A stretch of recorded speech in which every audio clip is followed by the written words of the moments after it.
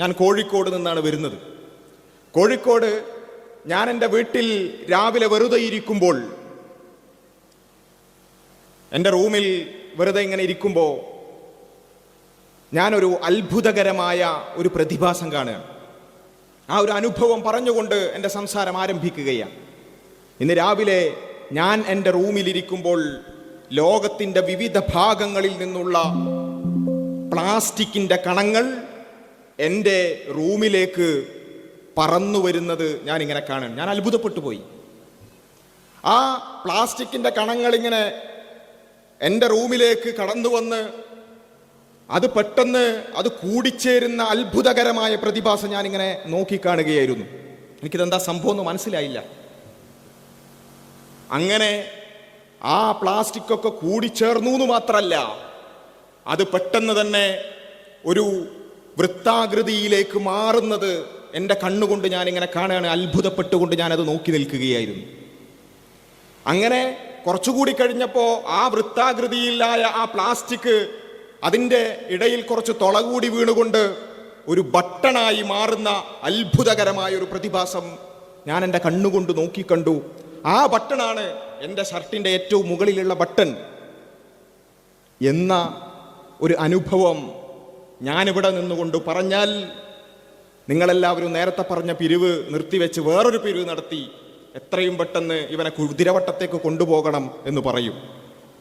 കാരണം എൻ്റെ ഷർട്ടിൻ്റെ ബട്ടൺ അത് തനിയെ കൂടിച്ചേർന്നുകൊണ്ട് യാദൃശ്ചികമായി ഉണ്ടായതാണ് എന്ന് പറയണമെങ്കിൽ ചില്ലറ യുക്തിരാഹിത്യമൊന്നും പോരാ എന്ന് നമ്മൾ പറയും. കാരണം എന്താ? ഒരു ബട്ടൺ എന്ന് പറഞ്ഞാൽ അതിനൊരു പർപ്പസ് ഉണ്ട്, അതിനൊരു ഡിസൈൻ ഉണ്ട്. വളരെ ലളിതമാണെങ്കിലും അത് തനിയെ ഉണ്ടാവുകയില്ല എന്നത് സാമാന്യ യുക്തിയാണ്.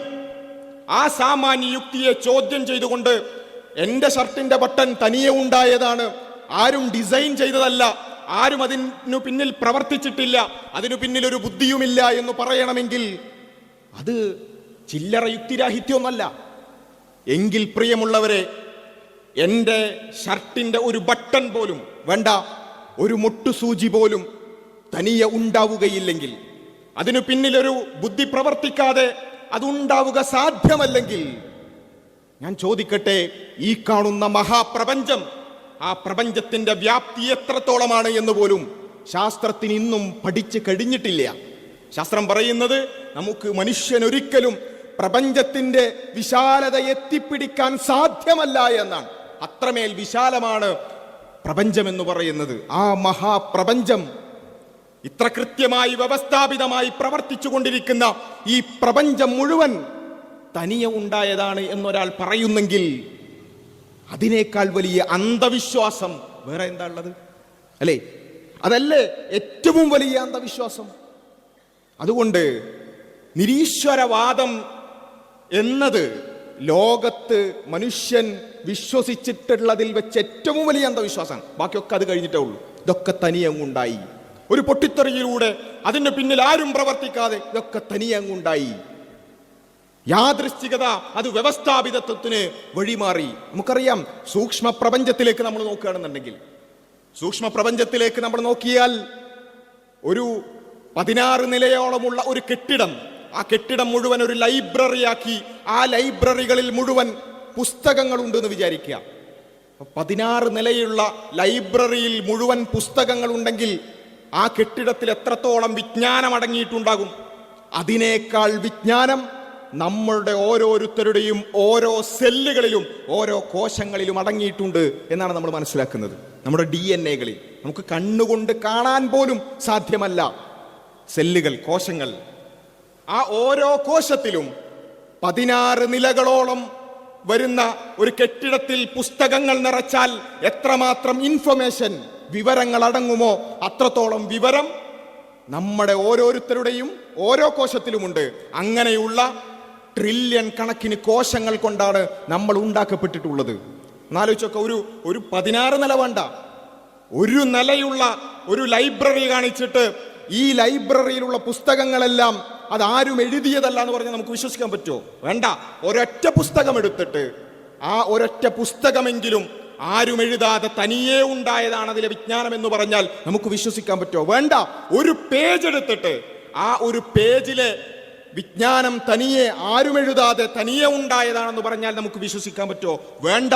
ഒരു വരിയെടുത്ത് നമ്മൾ പറയാണ്, ഞാൻ എൻ്റെ ലാപ്ടോപ്പ് അവിടെ വെറുതെ വെച്ചിരിക്കുകയായിരുന്നു, ഒരു പൂച്ച അതിലൂടെ അതിൻ്റെ കീബോർഡിലൂടെ ഓടിപ്പോയി, ആ പൂച്ച ഓടിപ്പോയപ്പോൾ ഒരു വരി ടൈപ്പ് ചെയ്തു എന്ന് പറഞ്ഞുകൊണ്ട് ആ ഒരു നല്ല ഒരു വിജ്ഞാനമടങ്ങുന്ന ഒരു വരി നമ്മൾ കാണുകയാണെന്നുണ്ടെങ്കിൽ അത് നമ്മൾ വിശ്വസിക്കുമോ? ഇല്ല.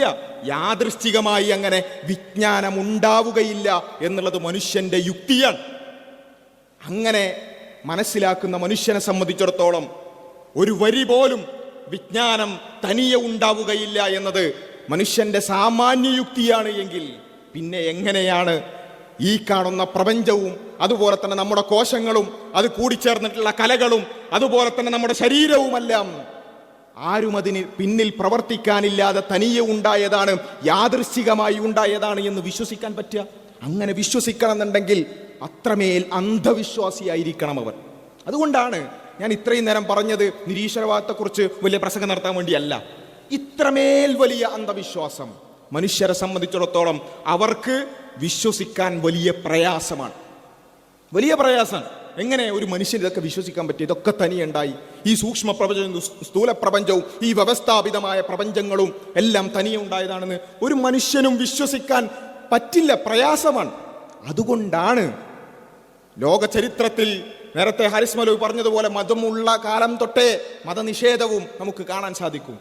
നിരീശ്വരവാദികൾ ഇപ്പൊ ഇന്ത്യയുടെ ചരിത്രം പരിശോധിച്ച് നോക്കിയാൽ തന്നെ ചാർവാകന്മാരെ കുറിച്ചൊക്കെ നമ്മൾ കാണാൻ പറ്റും. അങ്ങനെ പണ്ട് മുതൽക്കേ ആളുകൾ നിരീശ്വരവാദികൾ കുറച്ചൊക്കെ സമൂഹത്തിൽ ഉണ്ടായിരുന്നു. പക്ഷേ എന്തുകൊണ്ടാണ് എല്ലാ കാലഘട്ടത്തിലും നിരീശ്വരവാദം ആളുകളെ സ്വാധീനിക്കാൻ പറ്റാത്ത രൂപത്തിൽ അത് അവരെപ്പോഴും ഒരു കുറഞ്ഞ രൂപത്തിൽ കുറഞ്ഞ പേഴ്സൻറ്റേജ് മാത്രം, കുറഞ്ഞ ശതമാനം മാത്രം സമൂഹത്തിൽ ഉണ്ടാവാൻ കാരണം എന്താ? അതിൻ്റെ കാരണം വളരെ സിമ്പിളാണ്. മനുഷ്യൻ്റെ യുക്തിക്ക് യോജിക്കുന്നതല്ല ഇത്. മറ്റു പല പ്രത്യയശാസ്ത്രങ്ങളും അത് വന്ന കാലഘട്ടത്തിലോ അല്ലെങ്കിൽ പിന്നീടോ ഒക്കെ ആയി കുറച്ചാളുകളെങ്കിലും അത് സ്വീകരിക്കുകയും ഒക്കെ ചെയ്ത അനുഭവങ്ങളുണ്ട്. പക്ഷേ നിരീശ്വരവാദം മാത്രം എക്കാലഘട്ടത്തിലും ക്ലോസറ്റിലെ വെള്ളം എന്നൊക്കെ പറഞ്ഞ മാതിരി കൂടുകയും കുറയുകയും ചെയ്യാതെ ആ സമൂഹത്തിൽ അങ്ങനെ തന്നെ നിൽക്കുന്നത് നമ്മൾ കാണുകയാണ്. എന്തുകൊണ്ട്? മനുഷ്യന്റെ യുക്തിയിൽ നിന്ന് വരുന്ന ചോദ്യങ്ങൾക്ക് ഉത്തരം പറയാൻ നിരീശ്വരവാദിക്ക് സാധ്യമല്ല. ഇവിടെ ഇരിക്കുന്നവർ ഒരു പക്ഷേ നിരീശ്വരവാദത്തെക്കുറിച്ച് ചിന്തിക്കുകയും പുസ്തകങ്ങൾ വായിക്കുകയൊക്കെ ചെയ്ത ആളുകൾ വളരെ കുറവാവാനാണ് സാധ്യത. നിങ്ങൾ ഓരോരുത്തരും ആലോചിച്ച് നോക്കുക. ഒരു നിരീശ്വരവാദി വന്നിട്ട് നിങ്ങളോട് പറയാണ് ദൈവമില്ല എന്ന് പറയുകയാണെങ്കിൽ, നിരീശ്വരവാദത്തെക്കുറിച്ച് ഒരു പുസ്തകവും വായിക്കാത്ത ഒരു പ്രസംഗവും കേൾക്കാത്ത ഒരാളാണെങ്കിൽ പോലും നമ്മുടെ മനസ്സിലേക്ക് അപ്പോൾ തന്നെ ചില മറു ചോദ്യങ്ങൾ വരുന്നില്ലേ? അല്ലേ? ഒരു വായനയും ഒരു പഠനവും ഇല്ലെങ്കിൽ പോലും നമുക്ക് ചില ചോദ്യങ്ങളുണ്ട്. ശരി, ദൈവമില്ലെങ്കിൽ പിന്നെ ഇതൊക്കെ എങ്ങനെ ഉണ്ടായി? ഒന്നുമില്ലായ്മയിൽ നിന്നും എങ്ങനെ ഇതൊക്കെ ഉണ്ടായി എന്ന ചോദ്യം സ്വാഭാവികമായും മനുഷ്യന്റെ ഫിത്രയിൽ നിന്ന്, മനുഷ്യന്റെ ശുദ്ധ പ്രകൃതിയിൽ നിന്ന്, മനുഷ്യന്റെ ശുദ്ധമായ യുക്തിയിൽ നിന്ന് കടന്നു വരും. ആ ചോദ്യത്തിന് ഉത്തരം പറയാൻ ഇന്നേ വരെ ഒരു നിരീശ്വരവാദിക്കും സാധ്യമായിട്ടില്ല. വിശുദ്ധ ഖുർആൻ ചോദിച്ച ചോദ്യമാണത്. നിങ്ങൾ ഒന്നുമില്ലായ്മയിൽ നിന്നും ഉണ്ടായി എന്നാണോ നിങ്ങൾ പറയുന്നത്? വിശുദ്ധ ഖുർആൻ തന്നെ ചോദിച്ചിട്ടുള്ള ചോദ്യമാണ്. നിങ്ങൾ ഒന്നുമില്ലായ്മയിൽ നിന്നും ഉണ്ടായി എന്നാണോ നിങ്ങൾ പറയുന്നത്? നിങ്ങൾ ഒന്നുമില്ലായ്മയിൽ നിന്നുണ്ടായോ? ആ ചോദ്യത്തിന് ഇന്നും ഈ 21-ാം നൂറ്റാണ്ടായി ശാസ്ത്രം വികസിച്ചു എന്നൊക്കെ പറയണ്ടല്ലോ.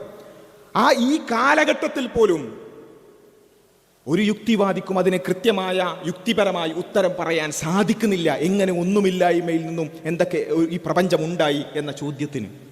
അപ്പൊ ഞാൻ പറഞ്ഞു വന്നത്, ഈ നിലക്ക് ഇതിനെക്കുറിച്ച് കാര്യമായി പഠിക്കാത്ത ആളുകൾക്ക് പോലും സ്വാഭാവികമായി വരുന്ന മറുചോദ്യങ്ങൾക്ക് ഉത്തരം പറയാൻ പോലും നിരീശ്വരവാദത്തിന് സാധ്യമാകുന്നില്ല. അതുകൊണ്ടാണ് നിരീശ്വരവാദത്തിന് ഒരു വാദം എന്ന നിലക്ക്, ഒരു പ്രത്യയശാസ്ത്രം എന്ന നിലക്ക് മനുഷ്യരെ സ്വാധീനിക്കാൻ പറ്റാതെ പോകുന്നത്. അപ്പോൾ പിന്നെ ഈ വിഷയമൊക്കെ പറയുമ്പം ചില ആളുകളൊക്കെ പറയും, ശരി നിരീശ്വരവാദമായിക്കോട്ടെ, അതിപ്പോൾ നമുക്കറിയില്ല, എന്നാലും നമ്മൾ പറയുന്നത് അങ്ങനെ നിരീശ്വരവാദിയാവണമെന്നൊന്നുമില്ല. പക്ഷേ ഈ നിരീശ്വരവാദം എന്നൊക്കെ പറഞ്ഞാൽ അതെന്താണ്? ഒരു ശാസ്ത്രവുമായി ബന്ധപ്പെട്ടുകൊണ്ടുള്ളൊരു കാര്യമാണ്. കാരണം എന്താ? നമ്മൾ ശാസ്ത്രത്തെ വലിയ ഒരു വിജ്ഞാനോപാധിയായി കാണുകയാണ്. ആ ശാസ്ത്രീയമായി ദൈവത്തെ തെളിയിക്കാത്തതുകൊണ്ട് തന്നെ ദൈവമില്ല എന്നുള്ളതാണ് ശരി എന്ന് നമുക്ക് അനുമാനിക്കാമല്ലോ എന്നൊക്കെ പറഞ്ഞുകൊണ്ട് അതിനൊന്ന് അഡ്ജസ്റ്റ് ചെയ്യുന്ന ആളുകളുണ്ട്. ശാസ്ത്രീയമായി ദൈവത്തെ തെളിയിച്ചാൽ ഞങ്ങൾ വിശ്വസിച്ചോളാം എന്ന് പറയുന്ന ആളുകളുണ്ട്. പക്ഷേ ഇവിടെ ഏറ്റവും വലിയൊരു പ്രശ്നം എന്താണെന്ന് ചോദിച്ചാൽ, ഇത് പറയുന്ന ആളുകളെ സംബന്ധിച്ചിടത്തോളം അവർക്ക് ശാസ്ത്രം എന്താണെന്നോ ദൈവം എന്താണെന്നോ മനസ്സിലായിട്ടില്ല എന്നുള്ളതാണ് യാഥാർത്ഥ്യം. കാരണം എന്താ ഈ ശാസ്ത്രം എന്ന് പറഞ്ഞാൽ? സയൻസ്, ഭൗതിക ശാസ്ത്രം എന്ന് പറഞ്ഞാൽ എന്താ? ശാസ്ത്രം എന്ന് പറഞ്ഞാൽ പ്രപഞ്ചത്തിനകത്തുള്ളതിനെ കുറിച്ചുള്ള പഠനമാണ് ശാസ്ത്രം എന്ന് പറയുന്നത്. ഭൗതിക പ്രപഞ്ചത്തിനുള്ളിലുള്ളതിനെ കുറിച്ച് പഠിക്കാനുള്ള ഒരു സങ്കേതമാണ്, ഒരു ടൂളാണ് ശാസ്ത്രം എന്ന് പറഞ്ഞാൽ. നിങ്ങൾ ശാസ്ത്രത്തിൻ്റെ ഏത് മാർഗങ്ങൾ എടുത്തു നോക്കുക, ശാസ്ത്രീയമായ ഗവേഷണങ്ങൾ നടത്തുന്ന, പരീക്ഷണങ്ങൾ നടത്തുന്ന ഏതും എടുത്തു നോക്കുക, ടെലസ്കോപ്പ് എടുത്തു നോക്കുക, മൈക്രോസ്കോപ്പ് എടുക്കുക, അല്ലെങ്കിൽ ലാബിലുള്ള പരീക്ഷണങ്ങൾ എടുത്തു നോക്കുക, എല്ലാം എന്താണ്? ഭൗതിക പദാർത്ഥങ്ങളെക്കുറിച്ചുള്ള പഠനമാണ്. ആ ഭൗതിക പദാർത്ഥങ്ങളെക്കുറിച്ചുള്ള ഈ പ്രപഞ്ചത്തിനുള്ളിലുള്ളതിനെ കുറിച്ചുള്ള പഠനമാണ് ശാസ്ത്രം എന്ന് പറയുന്നത്. ഈ ശാസ്ത്രം കൊണ്ട് എന്തിനെ തെളിയിക്കണം എന്നാ പറയുന്നത്? ദൈവത്തെ. ദൈവം എന്താ? ദൈവമാരാ? നമ്മൾ പറയുന്നത് പടച്ചവൻ ദൈവം അല്ലാഹു എന്ന് പറയുന്നത് ഈ പ്രപഞ്ചത്തിനുള്ളിലുള്ള എന്തെങ്കിലും ഒന്നാണെന്നാണോ നമ്മൾ പറയുന്നത്? അല്ല, പടച്ചവൻ ഈ പ്രപഞ്ചത്തിന് അതീതനാണ് എന്നാണ് അടിസ്ഥാനപരമായ വിശ്വാസം. അതിനപ്പുറത്തേക്ക് പ്രപഞ്ചത്തിനുള്ളിലുള്ള എന്തിനെങ്കിലും ദൈവമായി കാണുന്നുണ്ടെങ്കിൽ ഈ ചോദ്യം പ്രസക്താണ്. എന്തെങ്കിലും ഒരു കാര്യത്തെ, മുള്ളിനെയോ മുരടിനെയോ മൂർഖൻ പാമ്പിനെയോ കാഞ്ഞിര കുറ്റികളെയോ മർക്കുപറകളെയോ ആൽത്തറകളെയോ വിഗ്രഹങ്ങളെയോ ആരെങ്കിലും ദൈവമായി കാണുന്നുണ്ടെങ്കിൽ ശരിയാണ്, അത് പ്രപഞ്ചത്തിനകത്താണ്. ആ പ്രപഞ്ചത്തിനകത്തുള്ള ആ കാര്യങ്ങൾ ദൈവമാണെന്ന് ശാസ്ത്രീയമായി തെളിയിക്കണമെന്ന് പറയുന്നതിൽ വല്ല അർത്ഥമുണ്ട്. പക്ഷേ വിശ്വാസികൾ ദൈവമെന്ന് വിശ്വസിക്കുന്നത് ഈ പ്രപഞ്ചത്തിനുള്ളിലുള്ള ഒന്നുമല്ല, മറിച്ച് ഈ പ്രപഞ്ചത്തിനതീതമായ ഒരു അസ്തിത്വത്തെയാണ് പടച്ചവൻ അല്ലാഹു എന്ന് വിളിക്കുന്നത്. എന്ന് വെച്ചാൽ ശാസ്ത്രീയമായി ദൈവത്തെ തെളിയിക്കണമെന്ന് പറയുന്ന ആളുകൾ പറയുന്നത് എന്താ? പ്രപഞ്ചത്തിനുള്ളിലുള്ളതിനെ കുറിച്ച് പഠിക്കാൻ പ്രാപ്തമായ ശാസ്ത്രം കൊണ്ട് പ്രപഞ്ചത്തിന് പുറത്തുള്ള ദൈവത്തെ തെളിയിക്കണമെന്ന അടിസ്ഥാനപരമായി യുക്തിയില്ലാത്ത ഒരു വാദമാണ് അവർ പറയുന്നത്. അവർക്ക് ശാസ്ത്രം എന്താണെന്ന് മനസ്സിലായിട്ടില്ല, ദൈവം എന്താണെന്ന് മനസ്സിലായിട്ടില്ല. ശാസ്ത്രം എന്താണ്, ദൈവം എന്താണ് എന്നറിയാത്തത് കൊണ്ടാണ് അത്തരത്തിലുള്ള സംസാരങ്ങൾ വരുന്നത് എന്നുള്ളത് മനസ്സിലാക്കുക. അതുകൊണ്ട് ഇത് ശാസ്ത്രമല്ല, യുക്തിയുമല്ല. ഏറ്റവും വലിയ യുക്തിരാഹിത്യമാണ്. അതുപോലെ തന്നെ ഏറ്റവും വലിയ ശാസ്ത്രവിരുദ്ധതയാണ് യഥാർത്ഥത്തിൽ നിരീശ്വരവാദം എന്ന് പറയുന്നത്. ഇത് നമ്മൾ വെറുതെ പറയുന്നതല്ല. പല ആളുകളും വിചാരിക്കും ആളുകൾ ഇങ്ങനെ ശാസ്ത്രം പഠിച്ചുകൊണ്ടൊക്കെയാണ് ഈ യുക്തിവാദികളാകുന്നതാണ്. അങ്ങനെ ചില ആൾക്കാർ വിചാരിച്ചിട്ടുണ്ട്, ശാസ്ത്രം പഠിച്ചതുകൊണ്ട് യുക്തിവാദികളാകുന്നു. നമ്മൾ മനസ്സിലാക്കേണ്ടത്, ശാസ്ത്രത്തിന്റെ ചരിത്രം പരിശോധിച്ച് നോക്കിയാൽ ശാസ്ത്രത്തെ വെള്ളവും വളവും നൽകി വളർത്തിയത് വിശ്വാസികളാണ്. ഇന്ന് നമ്മൾ ഉപയോഗിക്കുന്ന ശാസ്ത്രീയമായ ഉപകരണങ്ങൾ ഏതുമെടുത്ത് പരിശോധിച്ച് നോക്കുക, അതിൻ്റെയൊക്കെ കണ്ടുപിടുത്തങ്ങളുടെ തുടക്കം വിശ്വാസികളായിരുന്നു. കാരണം എന്താ? കാരണം വളരെ സിമ്പിളാണ്. വിശ്വാസികൾ പ്രപഞ്ച പഠനത്തെ മനസ്സിലാക്കുന്നത് പടച്ചവന്റെ സൃഷ്ടിപ്പിനെ കുറിച്ചുള്ള പഠനം എന്നാണ്. സൃഷ്ടി പഠനത്തിലൂടെ സൃഷ്ടാവിന്റെ ഔന്നത്യം മനസ്സിലാക്കാൻ പറ്റും എന്നാണ് വിശ്വാസികൾ വിശ്വസിക്കുന്നത്. അതുകൊണ്ട് തന്നെ ഇസ്ലാമിക് ഗോൾഡൻ ഏജ് എന്നൊക്കെ ചരിത്രത്തിൽ നമ്മൾ വായിക്കും, അല്ലേ? ഇബ്നു ഹൈതമിനെ കുറിച്ചും അതുപോലെയുള്ള ഒരുപാട് ജാബിർ ഇബ്നു ഹയ്യാനെ കുറിച്ചുമെല്ലാം നമ്മൾ പലപ്പോഴും വായിക്കാറുണ്ട്. ഇസ്ലാമിക സുവർണ കാലഘട്ടത്തിൽ ജീവിച്ച ശാസ്ത്രജ്ഞന്മാരെ കുറിച്ച്. അവർ ഒരേ സമയം മുസ്ലിം പണ്ഡിതന്മാരും മതപണ്ഡിതന്മാരും അതേ സമയത്ത് തന്നെ ശാസ്ത്രജ്ഞന്മാരുമായിരുന്നു. എന്തുകൊണ്ട് അവർ ശാസ്ത്രവുമായി ബന്ധപ്പെട്ടു? ശാസ്ത്രം എന്ന് പറയുന്നത് പ്രപഞ്ച പഠനമാണ്. പ്രപഞ്ച പഠനം എന്നുള്ളത് പടച്ചോനറിയാനുള്ള ഒരു വഴിയാണ് എന്നാണ് വിശ്വാസികൾ വിചാരിച്ചത്. എന്നാൽ നിരീശ്വരവാദികൾ എന്താ ചെയ്തത്?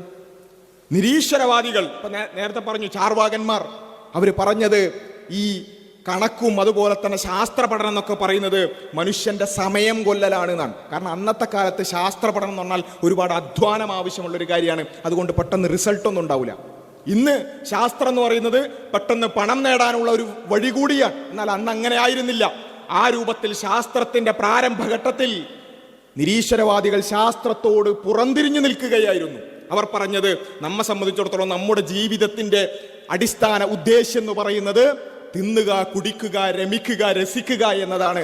അതിനപ്പുറത്തേക്ക് അനാവശ്യമായ കുറെ ചിന്തയും ആലോചനയൊന്നും ആവശ്യമില്ല എന്ന് പറഞ്ഞ് ശാസ്ത്രത്തോട് പുറംതിരിഞ്ഞു നിന്നവരാണ് യുക്തിവാദികളുടെ അല്ലെങ്കിൽ നിരീശ്വരവാദികളുടെ മുൻഗാമികൾ. പിന്നീട് ശാസ്ത്രം കുറച്ചും കൂടി വികസിച്ച് ടെക്നോളജിയൊക്കെ ഉണ്ടായി, അതിൽ നിന്നും പണം കൊയ്യാമെന്ന ഒരവസ്ഥയുണ്ടായപ്പോൾ മാത്രമാണ് നിരീശ്വരവാദികൾ ശാസ്ത്രവുമായിട്ട് ബന്ധപ്പെട്ടത് തന്നെ. അപ്പോൾ ശാസ്ത്രം പഠിച്ചാൽ അല്ലെങ്കിൽ അതുമായി ബന്ധപ്പെട്ടാൽ നിരീശ്വരവാദിയാകും എന്നാരെങ്കിലും വിചാരിക്കുന്നുണ്ടെങ്കിൽ അത് ഒരു തരത്തിലും ശരിയല്ല എന്നുള്ളത് ഇത് ഞാൻ പറയുന്നില്ല. മറിച്ച് കേരളത്തിൽ യുക്തിവാദ പ്രസ്ഥാനങ്ങളുമായി നിരീശ്വരവാദ പ്രചരണവുമായി ഒരുപാട് കാലം, പതിറ്റാണ്ടുകളോളം നിരീശ്വരവാദ പ്രചാരണം നടത്തിയ ഒരു വ്യക്തി, ഒരുപക്ഷെ പ്രായമുള്ളവർക്കൊക്കെ വളരെ സുപരിചിതനായിരിക്കും, കെ വേണു. അദ്ദേഹം പിന്നീട് നക്സലൈറ്റ് പ്രസ്ഥാനങ്ങളിലേക്കും അങ്ങനെയൊക്കെ പോയി ഇപ്പോഴും അദ്ദേഹം ആ രൂപത്തിൽ പല രൂപത്തിലുള്ള ചർച്ചകളിൽ സജീവമാണ്. അപ്പോൾ അദ്ദേഹം പതിറ്റാണ്ടുകളോളം നിരീശ്വരവാദ യുക്തിവാദ പ്രചാരണം നടത്തി. ഇപ്പോൾ അതിൽ നിന്നൊക്കെ കുറച്ച് മാറി നിന്നുകൊണ്ട് അദ്ദേഹം പിറകോട്ട് ആലോചിച്ചുകൊണ്ട് പറയുന്ന ഒരു വാചകമുണ്ട്, അല്ലെങ്കിൽ ചില വാചകങ്ങളുണ്ട്. അതാദ്യം നിങ്ങൾ കേട്ടോളൂ. ഏറെക്കുറെ 2-3 കൊല്ലക്കാലം യുക്തിവാദ ക്യാമ്പുകളിലൊക്കെ അത്തരം വളരെ സജീവമായ യുക്തിവാദ പ്രവർത്തനങ്ങൾ നടക്കുന്നൊരു കാലഘട്ടമായിരുന്നു. വി ടി ഭട്ടതിരിപ്പാടിൻ്റെയൊക്കെ നേതൃത്വത്തിൽ സംസ്ഥാന തലത്തിൽ തന്നെ അന്ധവിശ്വാസത്തിനെതിരായിട്ടുള്ള പ്രചരണ ജാഥ ഉണ്ടായിരുന്നു. ഞാനതിൽ കുറച്ച് ദിവസങ്ങൾ പങ്കെടുക്കുകയുണ്ടായി. ഏറെക്കുറെ സംസ്ഥാന തലത്തിലും ജില്ലാതലത്തിലുമൊക്കെയുള്ള അനവധി യുക്തിവാദ ക്യാമ്പുകളിൽ ക്ലാസ് എടുക്കാൻ പോകുന്ന ജോലി അന്ന് ഞാൻ ചെയ്തിരുന്നു. അന്ന് യുക്തിവാദി പ്രസ്ഥാനത്തിന് കേരളത്തിലുണ്ടായിരുന്ന സ്വാധീനവും ഒരു വ്യാപ്തിയും ഞാൻ അന്ന് കാണുന്നുണ്ടായി. വളരെ വിപുലമൊന്നും അല്ലെങ്കിലും വലിയൊരു ബഹുജന പ്രസ്ഥാനമൊന്നും അല്ലെങ്കിലും വളരെ സജീവമായിരുന്നു. വളരെ സജീവമായി ജനങ്ങൾക്കിടയിൽ അന്ധവിശ്വാസങ്ങൾക്കെതിരായി വലിയ ഇടപെടൽ നടത്താൻ കഴിയുന്ന ഒരു പ്രസ്ഥാനമായിരുന്നു അന്ന് എന്നാണ് ഞാൻ കാണുന്നത്.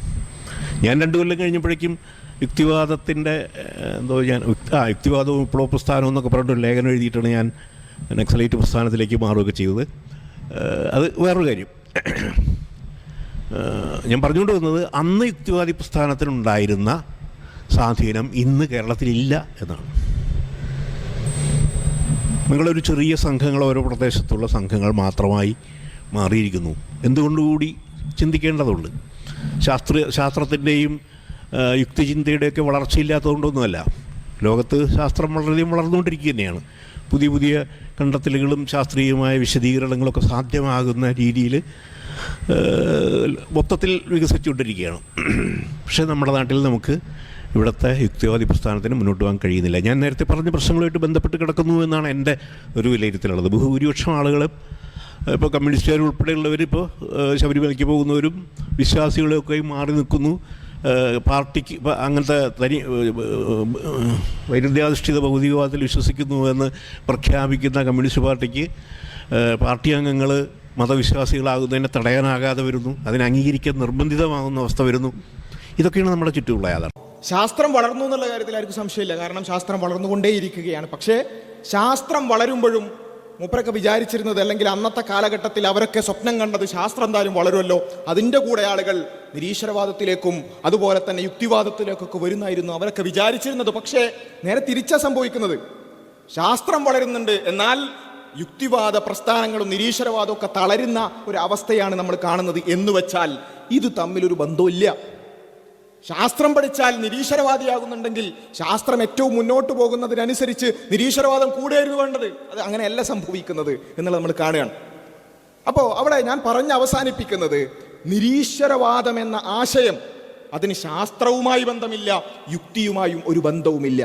ഇത് വളരെ കൃത്യമായി അവർ തന്നെ മനസ്സിലാക്കിയിട്ടുണ്ട് എന്നുള്ളതാണ് ഏറ്റവും പ്രധാനം.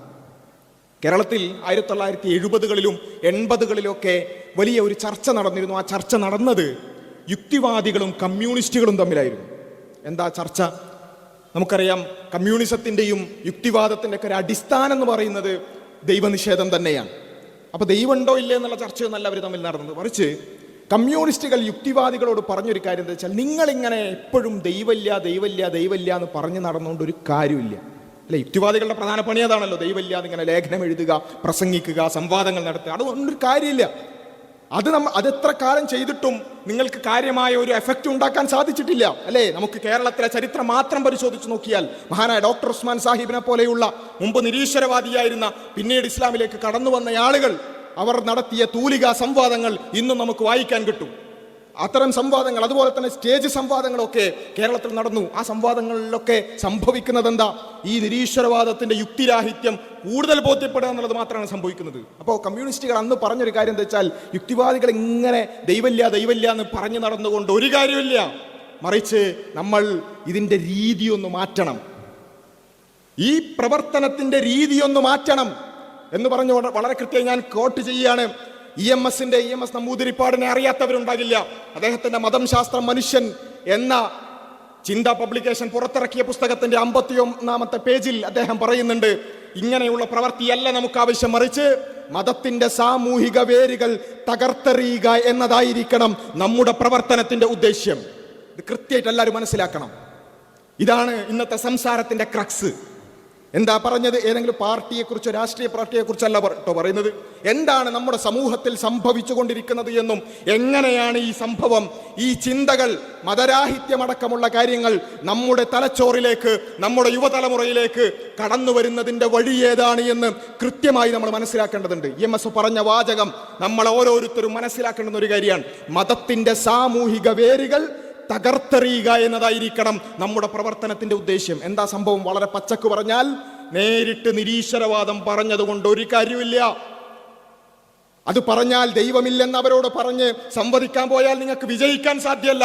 ആളുകൾ കൂടുതൽ കൂടുതൽ ദൈവവിശ്വാസികളാവുകയല്ലാതെ പിന്നെ എന്ത് ചെയ്യണം? മതത്തിൽ വിശ്വസിക്കാൻ മനുഷ്യർക്കുള്ള ചില സാമൂഹികമായ കാരണങ്ങളുണ്ട്. ആ കാരണങ്ങളെ ഇല്ലാതാക്കാനുള്ള പണിയാണ് നമ്മൾ എടുക്കേണ്ടത്. ആ പണിയാണ് അന്നു മുതൽ ഇന്ന് വരേക്കും എടുക്കപ്പെട്ടതും നമ്മുടെ സമൂഹത്തിൽ അതാണ്, അതിൻ്റെ റിസൾട്ടുകളാണ് കണ്ടുകൊണ്ടിരിക്കുന്നത് എന്നുള്ളത് നമ്മൾ മനസ്സിലാക്കണം. ആളുകൾ ഏതെങ്കിലും ചില ആളുകൾ നിസ്കരിക്കുന്നില്ലെങ്കിൽ, വെള്ളിയാഴ്ചയും പള്ളിയിൽ കയറുന്നില്ലെങ്കിൽ അത് നിരീശ്വരവാദം ബോധ്യപ്പെട്ടത് കൊണ്ടല്ല. നിരീശ്വരവാദം അങ്ങനെ യുക്തിപരമായി ബോധ്യപ്പെടുത്താൻ കഴിയുമില്ല. ഏറ്റവും വലിയ യുക്തിരാഹിത്യവും അന്ധവിശ്വാസമാണത്. പിന്നെ എന്തേ സംഭവിച്ചത്? പിന്നെ എന്തേ കുറച്ച് ആളുകളെങ്കിലും നോമ്പ് നോൽക്കാതായത്? പിന്നെ എന്തേ ചില ആളുകളെങ്കിലും വെള്ളിയാഴ്ചയും പള്ളിയിൽ കയറാതായത്? മതത്തിന് പ്രസക്തിയില്ലാത്ത ഒരു സാമൂഹിക സാഹചര്യം കേരളത്തിൽ സൃഷ്ടിക്കാനുള്ള വളരെ ബോധപൂർവമായ പരിശ്രമങ്ങൾ അത് ചെറിയ അളവിലെങ്കിലും വിജയിച്ചു എന്നുള്ളതാണ് അതിൻ്റെ പിന്നിലെ കാരണം. നമ്മൾ കേരളത്തെക്കുറിച്ച് നമ്മൾ പൊതുവെ പറയാറുണ്ട്, കേരളം നമ്പർ 1 ആണെന്ന്, അല്ലേ? കേരളം നമ്പർ 1 എന്നാണെന്ന് നമ്മൾ പറയുമ്പോൾ നമ്മൾ പൊതുവെ പറയുന്ന കേരളം അടിസ്ഥാന സൗകര്യങ്ങളുടെ വിഷയത്തിൽ, അതുപോലെ തന്നെ ആരോഗ്യ സംവിധാനങ്ങളുടെ വിഷയത്തിൽ, നമ്മുടെ എഡ്യൂക്കേഷൻ, പ്രൈമറി എഡ്യൂക്കേഷന്റെ വിഷയത്തിൽ, ഇതിലൊക്കെ കേരളം നമ്പർ 1 ആണ് നമ്മൾ പറയും. ശരിയാണ്. ഭൗതികമായ സൗകര്യങ്ങളുടെ വിഷയത്തിൽ നമ്മൾ നമ്പർ 1 തന്നെയാണ്, യാതൊരു സംശയമില്ല. എന്നാൽ ഈ കേരളത്തെക്കുറിച്ച് നമ്മൾ പൊതുവെ സംസാരിക്കാത്ത ചില മറുപുറങ്ങളുണ്ട്. കേരളം എല്ലാ നിലക്കും ഭൗതികമായ പുരോഗതികളിലൂടെ മുന്നോട്ടു പോകുന്നു എന്നുള്ളത് ഒരു പരിധിവരെ ശരിയാണെങ്കിലും മറുഭാഗത്ത് നമ്മൾ കാണാത്ത ചില കാര്യങ്ങളുണ്ട്. അതെന്താ? നമ്മൾ അറിയാതെ നമ്മുടെ സൊസൈറ്റിയിൽ, അല്ലെ, നമ്മൾ വളരെ ഞെട്ടലോടുകൂടിയാണ് ഏതാനും മാസങ്ങൾക്ക് മുമ്പ് തിരുവനന്തപുരത്തുള്ള ഒരു കുട്ടിയുടെ കഥ വായിച്ചത്. സ്വന്തം കുടുംബത്തിലെ 5 പേരെ വ്യത്യസ്ത ചെറിയ ഇടവേളയിൽ കൊന്നു തള്ളാൻ ഒരു കുട്ടിക്ക് സാധിച്ചത് നമ്മുടെ കൊച്ചു കേരളത്തിലാണ്. എന്നാലോചിച്ച് നോക്കുക. പെട്ടെന്നുള്ള എന്തെങ്കിലും പ്രകോപനത്തിന്റെ പേരിൽ കൊലപാതകം നടക്കുക എന്നുള്ളതൊക്കെ ഒരു പക്ഷെ സംഭവിച്ചേക്കാം. പക്ഷേ സ്വന്തം ചോരയിൽപ്പെട്ട 5 പേരെ, അത് ഒരാളെ കൊന്ന് ബൈക്കെടുത്ത് ട്രാവൽ ചെയ്ത് കുറച്ച് സമയത്തിന് ശേഷം, ആ സമയത്തൊക്കെ ആ കുട്ടി ആലോചിക്കുന്നുണ്ടാവൂലേ, ചിന്തിക്കുന്നുണ്ടാവൂലേ, ഞാൻ ഒരാളെ കൊന്നിരിക്കുന്നു എന്ന്. എന്നിട്ട് രണ്ടാമത്തെ ഒരാളെ പോയി കൊല്ലുകയാണ്. അത് കഴിഞ്ഞ് വീണ്ടും 3ാമത്തെ ആളെ കൊല്ലുകയാണ്. ഇതിൻ്റെ ഇടയിൽ തിരിച്ചൊന്ന് ചിന്തിക്കാൻ പോലും പറ്റാത്ത അവസ്ഥയിലേക്ക് മാറുന്ന വാർത്ത നമ്മൾ വായിക്കുകയാണ്, അല്ലെ? സ്വന്തം പിതാവിനെ കൊല്ലുന്ന, മാതാവിനെ ചവിട്ടുന്ന മക്കളുടെ വാർത്തകൾ നമ്മൾ വായിക്കുകയാണ്. അതോടൊപ്പം തന്നെ കേരളത്തിന്റെ ചില നമ്മൾ പൊതുവെ ചർച്ച ചെയ്യാത്ത ചില മറുപുറങ്ങളുണ്ട്. Surge in drug cases in Kerala in 3 years. 3 വർഷം കൊണ്ട് കേരളത്തിൽ പിടിക്കപ്പെട്ട ലഹരി മരുന്നുകളുടെ കണക്കുകൾ, കേരളത്തിന്റെ ഭൗതിക പുരോഗതികൾ എല്ലാം ശരിവെക്കുന്നതോടൊപ്പം തന്നെ നമ്മൾ ഓരോരുത്തരും വളരെ ഗൗരവകരമായി ചർച്ച ചെയ്യേണ്ടതാണ്. മറ്റ് പല സംസ്ഥാനങ്ങളെയും കടത്തിവെട്ടുന്ന രൂപത്തിൽ, അല്ലെങ്കിൽ 1ാം സ്ഥാനത്തേക്ക് എത്തുന്ന രൂപത്തിൽ കേരളത്തിൽ ലഹരി മരുന്നുകൾ വ്യാപിക്കുകയാണ്. ലഹരി വ്യാപിക്കുക എന്നത് മാത്രമല്ല, മറിച്ച് മുമ്പൊക്കെ കോളേജിൽ പോകുമ്പോൾ കുട്ടികളെ ശ്രദ്ധിക്കണമെന്നാണ് പറയാ. അത് കുറച്ചുകൂടി ഇങ്ങോട്ട് വന്ന് ഒരു ഹയർ സെക്കൻഡറി ആകുമ്പോൾ തന്നെ ശ്രദ്ധിക്കണം എന്ന് പറഞ്ഞു. അതും കഴിഞ്ഞ് ഹൈസ്കൂൾ ആകുമ്പോൾ ശ്രദ്ധിക്കണം എന്ന് പറഞ്ഞു. ഇപ്പൊ LP UP പ്രായത്തിലുള്ള കുട്ടികളെ അടക്കം ലഹരിയുടെ വിഷയത്തിൽ ശ്രദ്ധിക്കണേ എന്ന് പറയേണ്ടുന്ന, അവർക്ക് ലഹരി വിരുദ്ധ ക്ലാസുകൾ എടുക്കേണ്ടുന്ന അവസ്ഥയിലേക്ക് നമ്മുടെ സമൂഹം എത്തിയിട്ടുണ്ട് എന്നുള്ളതൊരു യാഥാർത്ഥ്യമാണ്. അതൊരു യാഥാർത്ഥ്യമാണ്, അല്ലേ? ഭൗതിക പുരോഗതികളെല്ലാം ഉള്ളതോടൊപ്പം തന്നെ ഇത് ഒരു യാഥാർത്ഥ്യമായി നമ്മുടെ മുമ്പിൽ മുഴച്ചു നിൽക്കുന്നുണ്ട്, അല്ലെ? അതുപോലെ തന്നെയാണ് കുടുംബത്തിന്റെ തകർച്ച എന്ന് പറയുന്നത്. കുടുംബത്തിന്റെ തകർച്ച, അല്ലെ? Kerala divorce cases rise by 40% എന്നാണ്. 40% വിവാഹമോചനങ്ങൾ വർദ്ധിച്ചിട്ടുള്ളത്. വിവാഹമോചനമേ സംഭവിക്കാൻ പാടില്ല എന്നല്ല പറയുന്നത്, മറിച്ച് ഒരു സൊസൈറ്റിയിൽ, ഒരു സമൂഹത്തിൽ ഇത്രമേൽ വ്യാപകമായി വിവാഹമോചനങ്ങൾ സംഭവിക്കുന്നുണ്ടെങ്കിൽ നമ്മുടെ അടക്കം പരിചയങ്ങളിലേക്ക് ഒന്ന് ആലോചിച്ചാൽ മതി. കുടുംബ ഛിദ്രതകൾ, പ്രശ്നങ്ങൾ, വിവാഹമോചനങ്ങൾ അങ്ങേയറ്റം വ്യാപിക്കുന്ന ഒരവസ്ഥയുണ്ടെങ്കിൽ അതിനർത്ഥം ഈ സമൂഹത്തിന്റെ അടിസ്ഥാന യൂണിറ്റായ കുടുംബത്തിൽ അതിന് ഇളക്കം തട്ടിയിരിക്കുന്നു എന്നതാണ് അർത്ഥം. അതിന് ഇളക്കം തട്ടിയിരിക്കുന്നു എന്നാണ് അർത്ഥം. അതുപോലെ തന്നെ മറ്റ് പല വിഷയങ്ങളിലും നമുക്ക് കാണാൻ സാധിക്കും. അബോർഷൻസ് ഇൻ കേരള അത് റൈസ് ചെയ്തത് 76%, 76%. ഗർഭചിത്രം, കുഞ്ഞുങ്ങളെ കൊല്ലൽ, ഗർഭപാത്രത്തിലുള്ള കുഞ്ഞുങ്ങളെ കൊല്ലുന്നത് അത് കേരളത്തിൽ വ്യാപിക്കുകയാണ്. അത് നമ്മൾ നേരിട്ട് കാണുകയാണ്. അതുപോലെ തന്നെയാണ് ആത്മഹത്യകൾ വർദ്ധിക്കുകയാണ്. ആത്മഹത്യകൾ വർദ്ധിക്കുക എന്ന് പറഞ്ഞാൽ അതിനർത്ഥം ആ സമൂഹത്തിന്റെ മാനസികാരോഗ്യം വേണ്ടതുപോലെ ഇല്ല എന്നാണ്.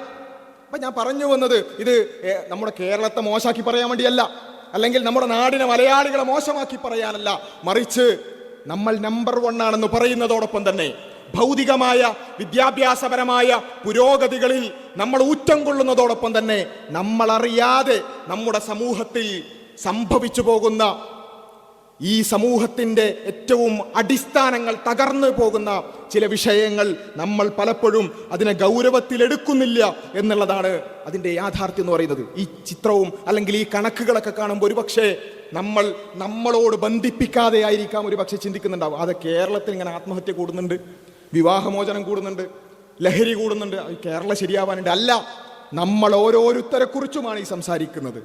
നമ്മുടെ കുടുംബങ്ങളിലടക്കം ഇതിൻ്റെ അലയൊലികൾ നമ്മൾ അനുഭവിക്കുന്നുണ്ട് എന്നതാണ് യാഥാർത്ഥ്യം.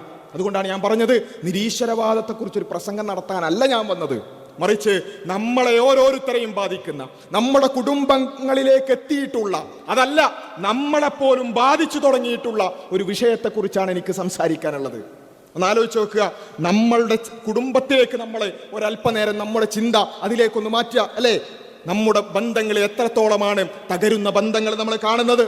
നമ്മുടെ അകന്ന ബന്ധങ്ങളിലോ ചിലപ്പോൾ അടുത്ത ബന്ധങ്ങളിൽ പോലും പല കുട്ടികളെയും ലഹരിയുമായി ബന്ധപ്പെട്ടുകൊണ്ടുള്ള കേസുകളിൽ വളരെ പ്രയാസത്തോടു കൂടി കേട്ടത് നമ്മൾ കാണുകയാണ്. നമ്മുടെ വീടകങ്ങളിൽ തന്നെ മൊബൈൽ ഉപയോഗിച്ചുകൊണ്ട് അശ്ലീലങ്ങളിൽ വ്യാപൃതരാകുന്ന കുട്ടികളെ നമ്മൾ കാണുകയാണ്, അല്ലേ? അനുസരണയില്ലാത്ത മക്കളെ കുറിച്ച് പരാതി പറയാത്ത രക്ഷിതാക്കൾ വളരെ കുറവാണ്, അല്ലേ? ഇതൊരു യാഥാർത്ഥ്യമാണ്. കേരളത്തെക്കുറിച്ച്, കേരളത്തിന്റെ ഭൗതിക പുരോഗതിയെക്കുറിച്ച് ഊറ്റം കൊള്ളുമ്പോൾ തന്നെ ഒരു സൊസൈറ്റി എന്ന് പറഞ്ഞാൽ കുറേ ബിൽഡിംഗ് ഉണ്ടായതുകൊണ്ട് കാര്യമില്ല, നല്ല റോഡ് ഉണ്ടായതുകൊണ്ട് കാര്യമില്ല, അല്ലെങ്കിൽ ഒരുപാട് വിദ്യാഭ്യാസ സ്ഥാപനങ്ങൾ ഉണ്ടായതുകൊണ്ട് കാര്യമില്ല. അതെല്ലാം വേണം. പക്ഷെ അതിനൊക്കെ അപ്പുറത്ത് ഒരു സമൂഹം ഭദ്രമായി നിലനിൽക്കണമെന്നുണ്ടെങ്കിൽ ആ സമൂഹം ഏറ്റവും നല്ല ധാർമ്മികപരമായി മുന്നോട്ട് പോകുന്നതായിരിക്കണം. അതിൻ്റെ ഏറ്റവും അടിസ്ഥാന യൂണിറ്റായ കുടുംബങ്ങൾ ഏറ്റവും സുഭദ്രമായിരിക്കണം. അതുണ്ടോ എന്നുള്ളത് നമ്മൾ ഓരോരുത്തരും പരിശോധിച്ച് നോക്കുക. അതുകൊണ്ടാണ് പല സാമൂഹ്യ നിരീക്ഷകരും പറഞ്ഞിരുന്നത് കേരളത്തിൻ്റെ ആയുസ്സിനെ കുറിച്ച് നമ്മൾ ചിന്തിക്കേണ്ടിയിരിക്കുന്നു എന്ന്. അത് വെറുതെ പറയുന്നതല്ല, മലയാളികൾ എന്ന് പറയുന്ന ഈ സമൂഹത്തിൻ്റെ ആയുസ്സിനെ കുറിച്ച് ചിന്തിക്കണമെന്ന്. ഇത് വെറുതെ നമുക്ക് മാത്രം സംഭവിച്ചൊരു കാര്യമൊന്നല്ല. ഇതേ ചർച്ച ലോകത്ത് പലയിടങ്ങളിലും നടക്കുന്നുണ്ട്. നിങ്ങളൊരു പക്ഷേ വാർത്തകൾ വായിക്കുന്നവരാണെങ്കിൽ ശ്രദ്ധിച്ചിട്ടുണ്ടാകും, ജപ്പാന്റെ പ്രധാനമന്ത്രി കരഞ്ഞുകൊണ്ട് മീഡിയകൾക്ക് മുമ്പിൽ ജപ്പാനിലെ ജനതയോട് പറഞ്ഞൊരു കാര്യം, ജപ്പാൻ 100 വർഷത്തിനുള്ളിൽ ജപ്പാൻ എന്ന് പറയുന്ന സമൂഹം തന്നെ ഇല്ലാതാകാൻ പോകുന്നു എന്നാണ്. എന്താ സംഭവിച്ചത്? വല്ല യുദ്ധം വരുമോ? അല്ല. യുദ്ധമോ അല്ലെങ്കിൽ ഏതെങ്കിലും പ്രകൃതി പ്രശ്നങ്ങളോ ഒന്നും അല്ല വരാൻ പോകുന്നത്, മറിച്ച് ആ സമൂഹം തകരാൻ പോകുന്നു എന്നാണ്. സമൂഹം തകരാൻ പോകുന്നു.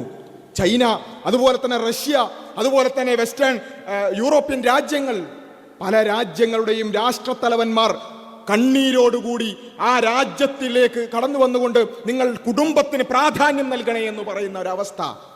ചൈനയിൽ കുടുംബവുമായി ബന്ധപ്പെട്ടുകൊണ്ട് പ്രത്യേക മന്ത്രാലയം ഉണ്ടാക്കുകയാണ്. അതുപോലെ തന്നെ റഷ്യയിൽ കുടുംബ ബന്ധങ്ങളും അത് സുഭദ്രമാക്കാൻ വേണ്ടി പ്രത്യേക മന്ത്രാലയം ഉണ്ടാക്കണം. കൂടുതൽ കുട്ടികളെ ഉണ്ടാക്കണം, അത് ആ രൂപത്തിൽ സമൂഹത്തെ ഭദ്രമാക്കണം, കുടുംബ വ്യവസ്ഥ അത് തിരിച്ചു കൊണ്ടുവരണം എന്നൊക്കെ പറഞ്ഞുകൊണ്ട് ആ സമൂഹങ്ങളെല്ലാം തിരിഞ്ഞു നടക്കുകയാണ്. അതുപോലെ അല്ലെങ്കിൽ അതിനേക്കാൾ ഭീകരമായി നമ്മുടെ കേരളവും വലിയ പ്രശ്നങ്ങളെ അഭിമുഖീകരിക്കുന്നുണ്ട് എന്നുള്ളത് ഒരു യാഥാർത്ഥ്യമാണ്. പക്ഷേ ആ രാജ്യങ്ങൾ പോലും, നമ്മൾ ഈ പാശ്ചാത്യ രാജ്യങ്ങൾ, യൂറോപ്യൻ രാജ്യങ്ങൾ, വികസന രാജ്യങ്ങൾ എന്നൊക്കെ പറയുന്ന ആ രാജ്യങ്ങൾ പോലും അതിൻ്റെ പ്രശ്നങ്ങൾ മനസ്സിലാക്കിക്കൊണ്ട് എന്താണ് വിഷയമെന്ന് ചിന്തിച്ചു തുടങ്ങുമ്പോഴും കേരളം അല്ലെങ്കിൽ മലയാളികൾ അതിനെക്കുറിച്ചുള്ള ഗൗരവകരമായ ആലോചനകളിലേക്ക് കടന്നിട്ടില്ല എന്നുള്ളതാണ് യാഥാർത്ഥ്യം. ഇത് ഞാൻ പറയുമ്പോൾ നേരത്തെ ഞാൻ പറഞ്ഞു, ലഹരിയുടെ വിഷയം പറഞ്ഞു, അശ്ലീലങ്ങളെക്കുറിച്ച്, ആഭാസങ്ങളെക്കുറിച്ച്, വൃത്തികേടുകളെക്കുറിച്ച് പറഞ്ഞു. ഇതൊക്കെ പറയുമ്പോൾ ഒരു പക്ഷേ നമുക്ക് മനസ്സിലേക്ക് തോന്നും, ലഹരിയും അതുപോലെ തന്നെ അശ്ലീലങ്ങളും ആഭാസങ്ങളും വൃത്തികേടുകളൊക്കെ എല്ലാ കാലത്തും ഉണ്ടായിട്ടില്ലേ? ഉണ്ട്. ഈ ഇവിടെയുള്ള പ്രായമുള്ളവർ പറയട്ടെ, പഴയ കാലത്തും അശ്ലീലം ആസ്വദിക്കുന്നവരുണ്ടായിട്ടില്ലേ? ഉണ്ട്. പഴയ കാലത്തും ലഹരി ഉണ്ടായിട്ടില്ലേ? ഉണ്ട്. പക്ഷേ എന്താണ് വ്യത്യാസം? ഇത്രമേൽ ഗൗരവകരമായി ഈ വിഷയം പറയാൻ മാത്രം എന്താണ് ഇന്നുള്ള വ്യത്യാസം എന്ന് പറയുന്നത്? സമൂഹത്തിലും കുടുംബത്തിലുമൊക്കെ തെറ്റായ പ്രവണതകൾ എക്കാലവും ഉണ്ടായിട്ടുണ്ട്. പക്ഷേ ഇന്ന് ഈ കാലഘട്ടത്തിൽ, പുതിയ കാലഘട്ടത്തിൽ അത് ക്രമാതീതമായി വർദ്ധിക്കുന്ന ഒരവസ്ഥ നമ്മൾ കാണുകയാണ്. ക്രമാതീതമായി അത് വർദ്ധിക്കുകയാണ് എന്ന് മാത്രമല്ല, നമ്മൾ ഒരിക്കലും പ്രതീക്ഷിക്കാത്ത വാർത്തകൾ നമ്മൾ കേൾക്കുകയാണ്. നമ്മൾ ഞെട്ടിപ്പോവാൻ. നമ്മുടെ കുടുംബങ്ങളിൽ നിന്ന്, നമ്മുടെ വീടുകളിൽ നിന്ന് അത്തരം വാർത്തകൾ കേൾക്കാൻ ഒന്നും വേണ്ട. നമ്മുടെ മക്കൾ ഉപയോഗിക്കുന്ന പദപ്രയോഗങ്ങൾ പലപ്പോഴും നമ്മളെ വല്ലാതെ പ്രയാസപ്പെടുത്താറുണ്ട്. എങ്ങനെയാണിത് സംഭവിച്ചത്? ഇതിൻ്റെ കാരണം വളരെ സിമ്പിളാണ്. മുമ്പ് തിന്മകൾ തെറ്റായിരുന്നു, ഇന്നത് അവകാശങ്ങളാണ് എന്നതാണത്. പണ്ടും ലഹരിയുണ്ടായിരുന്നു, ഇന്നും ലഹരിയുണ്ട്. പണ്ടും ലൈംഗിക വൈകൃതങ്ങൾ ഉണ്ടായിരുന്നു, ഇന്നും അതുണ്ട്. പണ്ടും അവിഹിതങ്ങൾ ഉണ്ടായിരുന്നു, ഇന്നും അതുണ്ട്. പക്ഷേ വ്യത്യാസം എന്ന് പറയുന്നത്, പണ്ട് തിന്മകൾ തെറ്റായിരുന്നു, തെറ്റാണെന്ന് മനസ്സിലാക്കിക്കൊണ്ടായിരുന്നു ആളുകൾ അത് ചെയ്തിരുന്നത്. എന്നാൽ ഇന്നത് അവകാശങ്ങളാണ് എന്ന് വാദിച്ചുകൊണ്ടാണ് അത് ചെയ്യുന്നത്. ഇത് വളരെ ഗൗരവത്തോടു കൂടി നമ്മൾ മനസ്സിലാക്കേണ്ടതുണ്ട്. നമുക്കറിയോ, കേരളത്തിൽ, ഞാൻ വേറെ എവിടെയെങ്കിലുള്ള കാര്യമല്ല പറയുന്നത്, കേരളത്തിൽ നമ്മുടെ മലയാളികൾക്കിടയിൽ, നമ്മുടെ ക്യാമ്പസുകളിൽ, കോളേജുകളിൽ പോൺ ഡേകൾ ആചരിക്കപ്പെടുന്നുണ്ട്. പോൺ എന്ന് പറഞ്ഞാൽ നീലചിത്രം. ആ നീലചിത്രത്തിനു വേണ്ടി ഒരു ദിവസം അലോട്ട് ചെയ്യുകയും ആ ദിവസം അതുമായി ബന്ധപ്പെട്ടുകൊണ്ടുള്ള ഒരു ദിനാചരണം നടക്കുകയും ചെയ്യുന്നത് യൂറോപ്പിലോ അമേരിക്കയിലോ അല്ല, നമ്മുടെ കൊച്ചു കേരളത്തിലാണ്. നമ്മുടെ കൊച്ചു കേരളത്തിൽ, മലയാളത്തിൽ, നമ്മുടെ ക്യാമ്പസുകളിൽ മാസ്റ്റർബേഷൻ ഡേകൾ നടക്കുന്നുണ്ട്. അറിയോ? മാസ്റ്റർബേഷൻ ഡേ, സ്വയംഭോഗ ദിവസം ആചരിക്കപ്പെടുന്നത് നമ്മുടെ കേരളത്തിലാണ്. എന്നിട്ട് എന്താ ചെയ്യുന്നത്? അന്ന് ബോധവൽക്കരണം കേട്ടാൽ നമ്മൾ വിചാരിക്കേണ്ട സ്വയംഭോഗമൊന്നും ചെയ്യരുത് എന്നുള്ള ബോധവൽക്കരണമായിരിക്കും. അല്ല, സ്വയംഭോഗം എന്ന് പറയുന്നത് അതുകൊണ്ട് പ്രശ്നമില്ല എന്ന് ആളെ വിളിച്ച് ക്ലാസ് എടുക്കുകയാണ്. ഇത് ഞാൻ വെറുതെ പറയുന്നതല്ല, വളരെ കൃത്യമായിക്കൊണ്ട് തന്നെ പോസ്റ്റർ അടിച്ച് ആഘോഷിച്ച ദിവസങ്ങളായത്. ഇവിടെയാണ് നമ്മൾ മനസ്സിലാക്കേണ്ടത്. മുമ്പും ആളുകൾ തിന്മകൾ ചെയ്തിരുന്നു, പക്ഷേ അന്നത് തെറ്റായിരുന്നു, ഇന്നത് അവകാശങ്ങളാണ്. ഇതാണ് പ്രശ്നം. മുമ്പ് ആളുകൾ അശ്ലീലം ആസ്വദിച്ചിരുന്നു, അല്ലെ? ആരും കാണാതെ ഒരു CD ഒപ്പിച്ച് ആളില്ലാത്ത ഏതെങ്കിലും വീട്ടിൽ പോയി ആരും കാണാതെ ആസ്വദിച്ചിരുന്ന കാര്യം ഇന്ന് സ്വന്തം റൂമിൽ, സ്വന്തം മൊബൈലിൽ, സ്വന്തം സ്ക്രീനിൽ അത് ലഭ്യമാണ് എന്ന് മാത്രമല്ല, അതെന്തേ, അത് ശരിയല്ലല്ലോ എന്ന് ചോദിക്കുമ്പോൾ നിങ്ങളാരാ ചോദിക്കാനെന്ന് തിരിച്ചു ചോദിക്കുന്ന ചോദ്യങ്ങൾ നമ്മൾ കേൾക്കുകയാണ്. മുമ്പൊക്കെ ആളുകൾ തിന്മ ചെയ്യുന്നുണ്ടെങ്കിലും അവരത് ഒരു പ്രശ്നം പോലെയായിരുന്നു മനസ്സിലാക്കിയിരുന്നത്. ഞാൻ ചെയ്യുന്നത് തെറ്റാണ്, ആളുകൾ കാണാൻ പാടില്ലാത്തൊരു കാര്യമാണ്, ആളുകൾ അറിഞ്ഞാൽ മോശമാണ്, ഇതായിരുന്നു ചിന്ത. പക്ഷെ ഇന്ന് ആളറിഞ്ഞാൽ എന്താ? ആരെങ്കിലും ചോദിച്ചാൽ നിങ്ങളാരാ ചോദിക്കാൻ, നിങ്ങൾക്കെന്താ കുഴപ്പം എന്നാണ് ചോദ്യം. ഇതാണ് ഇതിന്റെ അടിസ്ഥാന പ്രശ്നം. മുമ്പ് സദാചാരം എന്ന് പറയുന്നത് നല്ല നടപ്പ് എന്നാണ്. സദാചാരം എന്ന് പറഞ്ഞാൽ എന്താ? സദ് ആചാരം, നല്ല നടപ്പ്, അല്ലേ? എന്നാൽ ഇന്ന് സദാചാരം എന്ന വാക്ക് പോലും ഒരു പക്ഷേ പുതിയ തലമുറക്കൊക്കെ കേൾക്കുന്നത് തന്നെ ഒരു ഔട്ട്ഡേറ്റഡ് ആയ, ഒരു താല്പര്യമില്ലാത്ത ഒരു വിഷയമായി മാറുകയാണ് സദാചാരം, അല്ലേ? കേരളത്തിലൊരു ക്യാമ്പസിന്റെ പുറത്ത് വലിയൊരു ബാനർ പുറത്ത് ഉണ്ടായി. എന്താ ആ ബാനർ എന്ന് പറയുന്നത്? സദാചാരം പടിക്ക് പുറത്ത് എന്നാണ്. കേരളത്തിലൊരു ക്യാമ്പസിൽ ഏറ്റവും വലിയ രൂപത്തിൽ ആ ക്യാമ്പസിലേക്ക് കടക്കുന്ന മെയിൻ ഗേറ്റിൽ എഴുതി വെച്ചിട്ടുള്ള വാചകങ്ങളാണ് സദാചാരം പടിക്ക് പുറത്ത് എന്ന്. സദാചാരം, നല്ല നടപ്പ് ക്യാമ്പസിന്റെ പുറത്ത് മതി ഇങ്ങോട്ട് ഉള്ളിൽ വേണ്ട എന്ന് പറയുന്ന അവസ്ഥയിലേക്ക്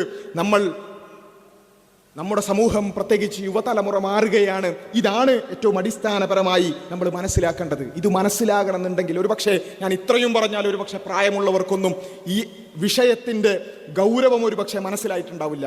അങ്ങനെ മനസ്സിലാവാത്തവരുണ്ടെങ്കിൽ നിങ്ങൾ യുവാക്കളോട്, ക്യാമ്പസിൽ പഠിക്കുന്ന നമ്മുടെ യുവതലമുറയോട് പുതിയ വിഷയങ്ങളെക്കുറിച്ചൊന്ന് ചോദിച്ചാൽ മാത്രം മതി. അവരോട് അഭിപ്രായം ചോദിച്ചാൽ മാത്രം മതി. ഞാൻ അതിൻ്റെ കുറച്ച് ഉദാഹരണങ്ങളിലൂടെ പെട്ടെന്ന് പോവാൻ ഞാനിവിടെ ചോദിക്കുകയാണ്. മേലാറ്റൂരങ്ങാടിയിലുള്ള അല്ലെങ്കിൽ എൻ്റെ ശബ്ദം ശ്രവിക്കുന്ന ഏത് മതത്തിൽ വിശ്വസിക്കുന്നവരാകട്ടെ, ഇനി മതത്തിൽ വിശ്വസിക്കാത്തവരാകട്ടെ, ആരും ആകട്ടെ, അവിഹിത ബന്ധങ്ങളെക്കുറിച്ച് നിങ്ങളുടെ കാഴ്ചപ്പാട് എന്താ? അവിഹിത ബന്ധങ്ങളെക്കുറിച്ച് നിങ്ങളുടെ കാഴ്ചപ്പാട് എന്താന്ന് ചോദിച്ചാൽ നിങ്ങൾ എന്താ പറയാ? ഏതു മതമാകട്ടെ അല്ലെങ്കിൽ മതമില്ലാത്ത അവസ്ഥയിലുള്ളവരാകട്ടെ, നമുക്ക് പൊതുവെ പറയില്ല അവിഹിതം എന്ന് പറഞ്ഞാൽ അതത്ര ഒരു നല്ലതല്ല അല്ലേ? എന്നാൽ യുവതലമുറയോട് അത് ചോദിച്ചാൽ, ഞാൻ പറയുന്നത് എല്ലാ യുവാക്കളും ഇങ്ങനെയാണെന്നല്ല കേട്ടോ, എല്ലാ യുവാക്കളും ഇങ്ങനെയാണെന്നല്ല പറയുന്നത്, മറിച്ച് നമ്മുടെ ക്യാമ്പസുകളിലേക്ക് കടന്നു ചെന്നുകൊണ്ട് ചോദിച്ചാൽ ഇപ്പോൾ വരുന്ന ഉത്തരങ്ങളിൽ ചിലത് നിങ്ങൾ കേട്ടോളൂ. അവിഹിതം അത് നല്ലതാണോ എന്നാണ് ചോദ്യം. അതിനുള്ള ഉത്തരം കേട്ടോളൂ. അത് ഓരോരുത്തരുടെ അഭിപ്രായമല്ലേ, ഓരോരുത്തരുടെ ഫീലിങ്സും അതുപോലെ ഇമോഷൻസും അല്ല. അപ്പം അത് നമ്മൾ കൈയെടുത്തേണ്ട ആവശ്യമില്ല. തെറ്റാണ് എന്ന് തോന്നുന്നു. ഇല്ല. എന്തുകൊണ്ടാണ്? കാരണം അത് ഓരോരുത്തരുടെ ക്യാരക്ടർ, ഓരോരുത്തരുടെ ഫീലിങ്സ് അനുസരിച്ചുള്ള കാര്യം. അതിലിപ്പം വേറെ ഒരാൾ ഇടപെടുക എന്ന് വെച്ചാൽ വേറൊരു വിഷയമായി തരും. അതല്ല, അവരവരുടെ റൈറ്റ്സ് ആണല്ലോ. പിന്നെ ഓരോരുത്തരുടെ പേഴ്സണൽ ചോയ്സ് അല്ലേ അത്. അതിൽ ഇപ്പോൾ ചിലർക്ക് അങ്ങനത്തെ മൈൻഡുള്ളവരായിരിക്കാം. തെറ്റ് ശരി അങ്ങനെ എന്തെങ്കിലും ഇല്ല. കല്യാണത്തിന് ശേഷം അത്തരത്തിലുള്ള ബന്ധങ്ങൾ പുലർത്തേന് എന്താ പറ്റിയ അഭിപ്രായം? വലിയ അഭിപ്രായമല്ല, എന്നാലും അതൊക്കെ ഓരോരുത്തരുടെ ഇഷ്ടമല്ലേ. പക്ഷെ ഓരോരുത്തരുടെ കംഫർട്ടാണല്ലോ. ചിലപ്പോൾ നമുക്ക് ആ ഒരു പാർട്ട്ണറിൽ നിന്ന് വിചാരിച്ചതിൽ കംഫർട്ട് കിട്ടണമെന്നില്ല. ചിലപ്പോൾ അങ്ങനെ ഒരു രീതിയിൽ പോകുന്നുണ്ട്. ബട്ട് നമ്മുടെ ഒരു പൊതുവേ ഒരു ധാരണ വെച്ചിട്ട് അത് ലൈക്ക് നമുക്ക് തെറ്റാണെന്ന് നമുക്ക് പറയാൻ പറ്റുള്ളൂ. Personal opinion, if that person is not comfort, better വേറെ ഒരാളെ ചൂസ് ചെയ്യുക. ബട്ട് അത് ഡിവോഴ്സ് ചെയ്തതിന് ശേഷം വേറെ ഒരാളെ ചൂസ് ചെയ്യുകയാണെങ്കിൽ ദാറ്റ് വിൽ ബി ബെറ്റർ. അത് ഓരോ ആൾക്കാരുടെ ഇഷ്ടമല്ലേ, എനിക്ക് താല്പര്യമില്ല, ഓരോ ആൾക്കാരുടെ ചോയ്സ്. അപ്പോൾ നമ്മൾ കൃത്യമായി ശ്രദ്ധിക്കണം. അവരുടെ ഉത്തരം മാത്രമല്ല, ആ ഉത്തരത്തിൻ്റെ പാറ്റേൺ നമ്മൾ ശ്രദ്ധിക്കണം. എന്താ? അവിഹിതം എന്ന് പറയുന്ന വിവാഹപൂർവമോ അല്ലെങ്കിൽ വിവാഹശേഷമോ ഉള്ള മറ്റു ബന്ധങ്ങളെക്കുറിച്ചാണ് ചോദ്യം. അതിൽ പൊതുവേ വരുന്ന ഉത്തരത്തിൻ്റെ ഒരു പാറ്റേൺ എന്താ? അതൊക്കെ ഓരോരുത്തരുടെ ഇഷ്ടമല്ലേ. ഇത് നമ്മൾ വിചാരിക്കും ഈ അവിഹിതവുമായി ബന്ധപ്പെട്ടുകൊണ്ടുള്ള എന്തെങ്കിലും ഒരു കാഴ്ചപ്പാടായിരിക്കും അല്ലേ, അവിഹിതം വലിയ പ്രശ്നമില്ല എന്ന് പൊതുസമൂഹം അല്ലെങ്കിൽ അങ്ങനെ ഒരു ചിന്ത ഉണ്ടായതായിരിക്കാമെന്ന് നമ്മൾ വിചാരിക്കാം. പക്ഷേ നമ്മൾ വേറൊരു ചോദ്യം ചോദിച്ചു നോക്കാം. വേറൊരു ചോദ്യം എന്താണെന്ന് ചോദിച്ചാൽ, ഈ അവിഹിതത്തിനും അപ്പുറത്ത് ഈ വിവാഹത്തിന് മുമ്പ് പ്രസവിക്കുന്നതിനെ കുറിച്ച് എന്താ അഭിപ്രായം? വിവാഹം കഴിഞ്ഞിട്ടാണല്ലോ, കുടുംബം ഉണ്ടായതിനു ശേഷമാണല്ലോ കുട്ടികളൊക്കെ ഉണ്ടാവുക. വിവാഹത്തിന് മുമ്പേ കുട്ടികൾ ഉണ്ടാകുന്നതിനെ കുറിച്ച് എന്താ അഭിപ്രായം ചോദിച്ചു നോക്കുക, അവർ പറയട്ടെ. അത് ഓരോരുത്തരുടെ ചോയ്സാണ്. ചോയ്സ് എന്ന് പറഞ്ഞിട്ടുണ്ടെങ്കിൽ ഇപ്പോൾ ഒരു ഫീമെയിലിന് തീരുമാനിക്കാം അവരുടെ ബോഡി, അവരുടെ മൈൻഡ്. സോ അതിന് മറ്റുള്ള ആൾക്കാരുടെ കൺസേണും കാര്യങ്ങളൊന്നും ആവശ്യമില്ല. തെറ്റാണെന്ന് എനിക്ക് തോന്നുന്നില്ല. കല്യാണത്തിന് മുമ്പാണെങ്കിൽ ഒക്കെ വെച്ചിട്ടാണെങ്കിൽ അത് നോർമലായി തുടങ്ങി. പക്ഷെ കേരളത്തിലൊരു ചിന്താഗതി വെച്ചിട്ടാണ് ഇപ്പോഴും അങ്ങനെയൊന്നും ആക്സെപ്റ്റ് ചെയ്യാനുള്ള ഇത് സൊസൈറ്റി അത്രത്തോളം വളർന്നിട്ടില്ലെന്ന് തോന്നുന്നു. പക്ഷേ അതൊക്കെ ഒരു ടീനേജ് കഴിഞ്ഞപ്പോൾ 18 വയസ്സിന് ശേഷമാണെങ്കിൽ അതൊക്കെ അയാളുടെ ചോയ്സാണ്. എങ്ങനെയാണ് വേണ്ടത്, അല്ലെങ്കിൽ ഇപ്പം മാരേജ് കഴിഞ്ഞിട്ടാണോ സെക്ഷൽ റിലേഷൻഷിപ്പ് വേണ്ടത്, അല്ലെങ്കിൽ അതിന് മുന്നേ വേണോ എന്നുള്ളതൊക്കെ ഒരു ഇൻഡിവിജ്വലിനെ സംബന്ധിച്ചിടത്തോളം അവരുടെ പെർസ്പെക്റ്റീവ് മാത്രമാണ്. പ്രഗ്നൻ്റ് ആവാൻ വിവാഹം കഴിക്കണം എന്ന് നിർബന്ധമില്ലല്ലോ. അപ്പോൾ അത് അവരുടെ ബേസിക് അവരുടെ പേഴ്സണൽ താല്പര്യമാണ്. അപ്പോൾ നേരത്തെ ചോദിച്ചതും ഈ ചോദിച്ചതിൻ്റെയും ഉത്തരങ്ങൾ തമ്മിലുള്ള സാമ്യം നിങ്ങൾ മനസ്സിലാക്കുന്നുണ്ടാവും എന്ന് വിചാരിക്കുന്നു.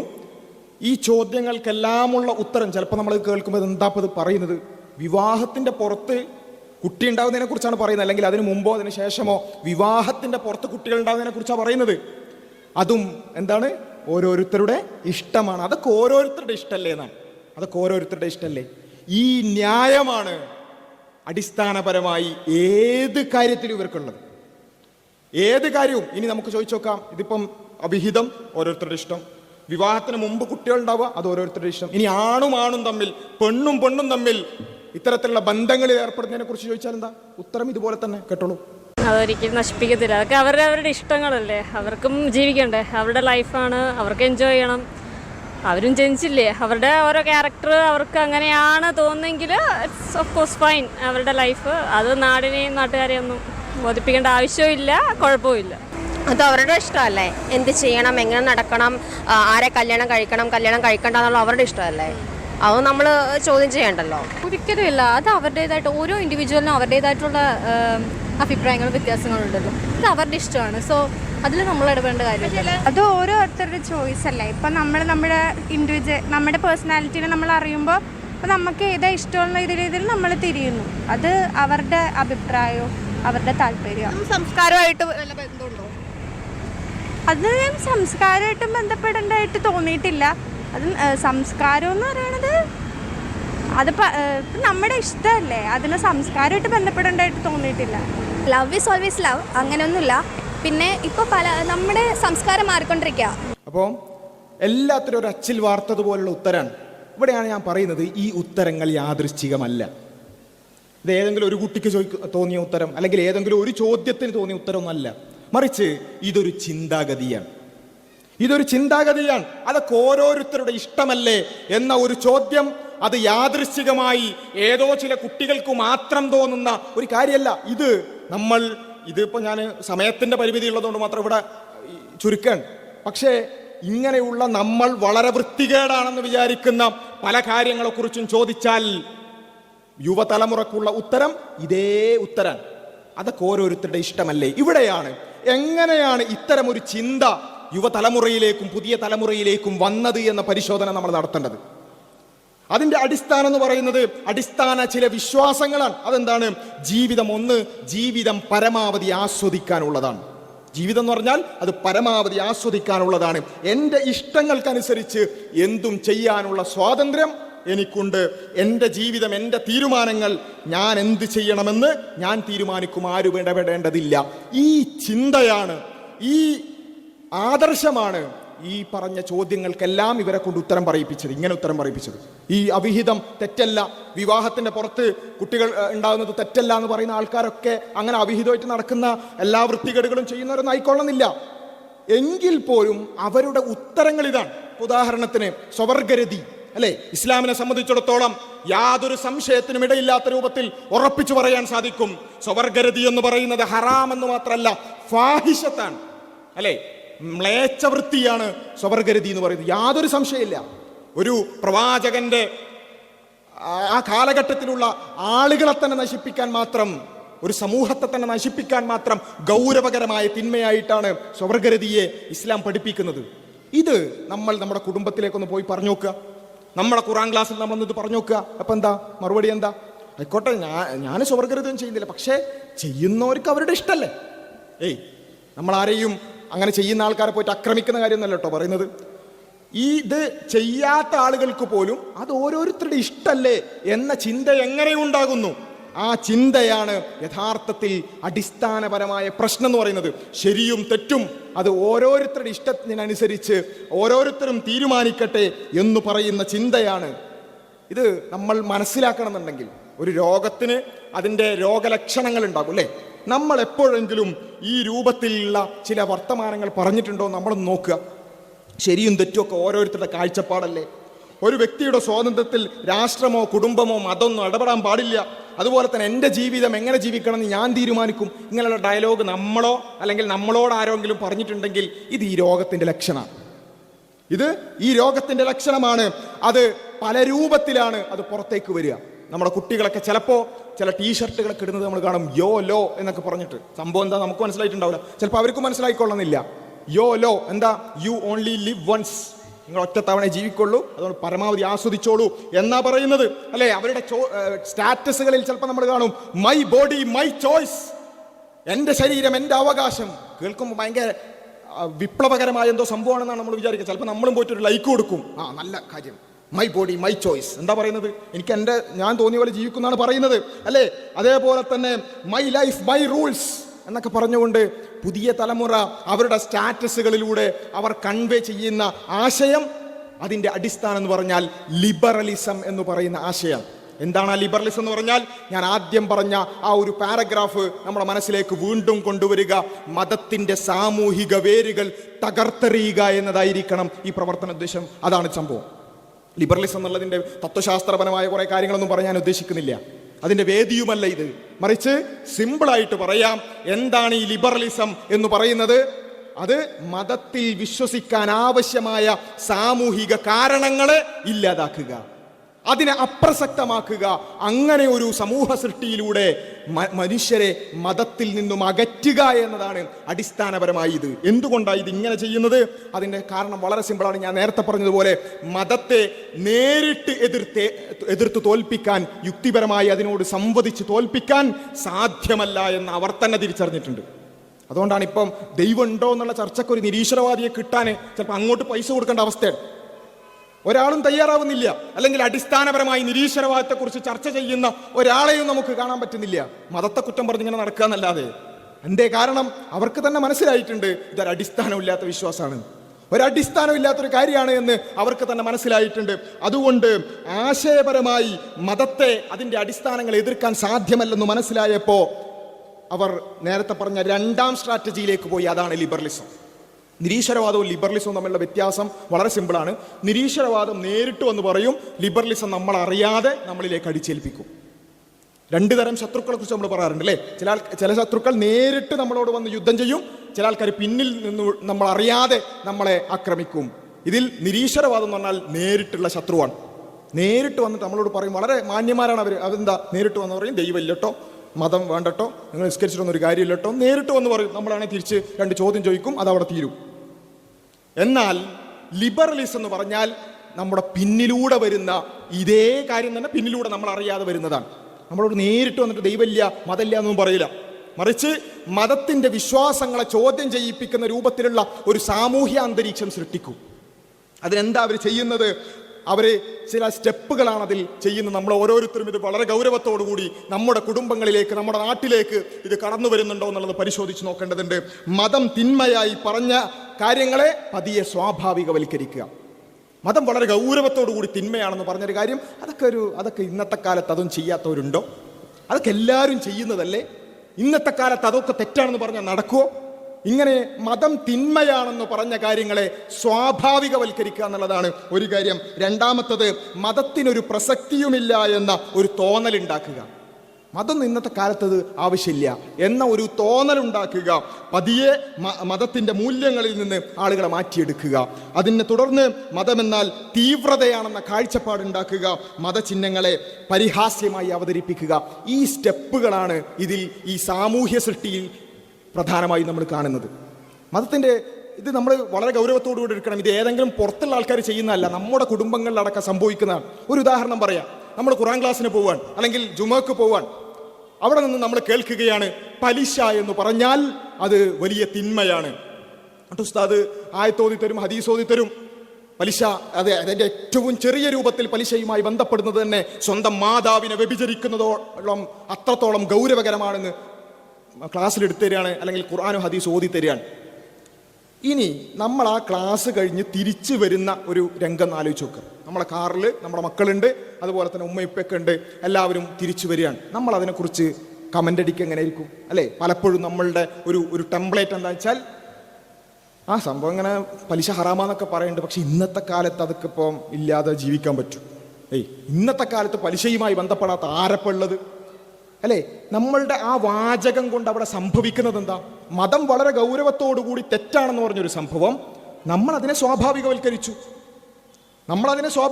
ഇവിടെ നമ്മൾ ചെയ്യേണ്ട ഒരു കാര്യം എന്താ വെച്ചാൽ, നമ്മുടെ ജീവിതത്തിലേക്ക് അത് പാലിക്കാൻ പറ്റുമില്ല എന്നുള്ളത് നമ്മൾ പരിശ്രമിക്കുക. ഇനി അഥവാ മതം തെറ്റാണെന്ന് പറഞ്ഞൊരു കാര്യം നമ്മുടെ ജീവിതത്തിൽ ഉണ്ടെങ്കിൽ തന്നെ അത് ഞാൻ ചെയ്യുന്നു എന്നുള്ളത് കൊണ്ടോ എൻ്റെ ചുറ്റിലുമുള്ളവർ ചെയ്യുന്നു എന്നുള്ളത് കൊണ്ടോ അതിനെ ന്യായീകരിക്കുകയല്ല വേണ്ടത്. ഇൻഷാ അല്ലാ അത് പലിശയ്ക്കൊക്കെ ചെറിയ രൂപത്തിലൊക്കെ ബന്ധപ്പെടേണ്ടി വന്നിട്ടുണ്ട്, ചില ലോണുകളൊക്കെ എടുത്തിട്ടുണ്ട്. എത്രയും പെട്ടെന്ന് അത് മാറ്റണം ഇൻഷാ അല്ലാ അല്ലെ? തെറ്റെല്ലാവർക്കും പറ്റും. അതിനെ ന്യായീകരിക്കുന്ന അവസ്ഥയാണ് യഥാർത്ഥത്തിൽ പ്രതിലോമകരമായി നമ്മുടെ കുടുംബത്തിലേക്ക് പോവുക. ഇങ്ങനെ ഒരു വാചകം നമ്മൾ പറഞ്ഞാൽ അതൊക്കെ എല്ലാവരും ചെയ്യുന്നല്ലെന്ന് ചോദിച്ചാൽ, അത് കേൾക്കുന്ന 6 വയസ്സുള്ള 10 വയസ്സുള്ള കുട്ടി എന്താ മനസ്സിലാക്കുക?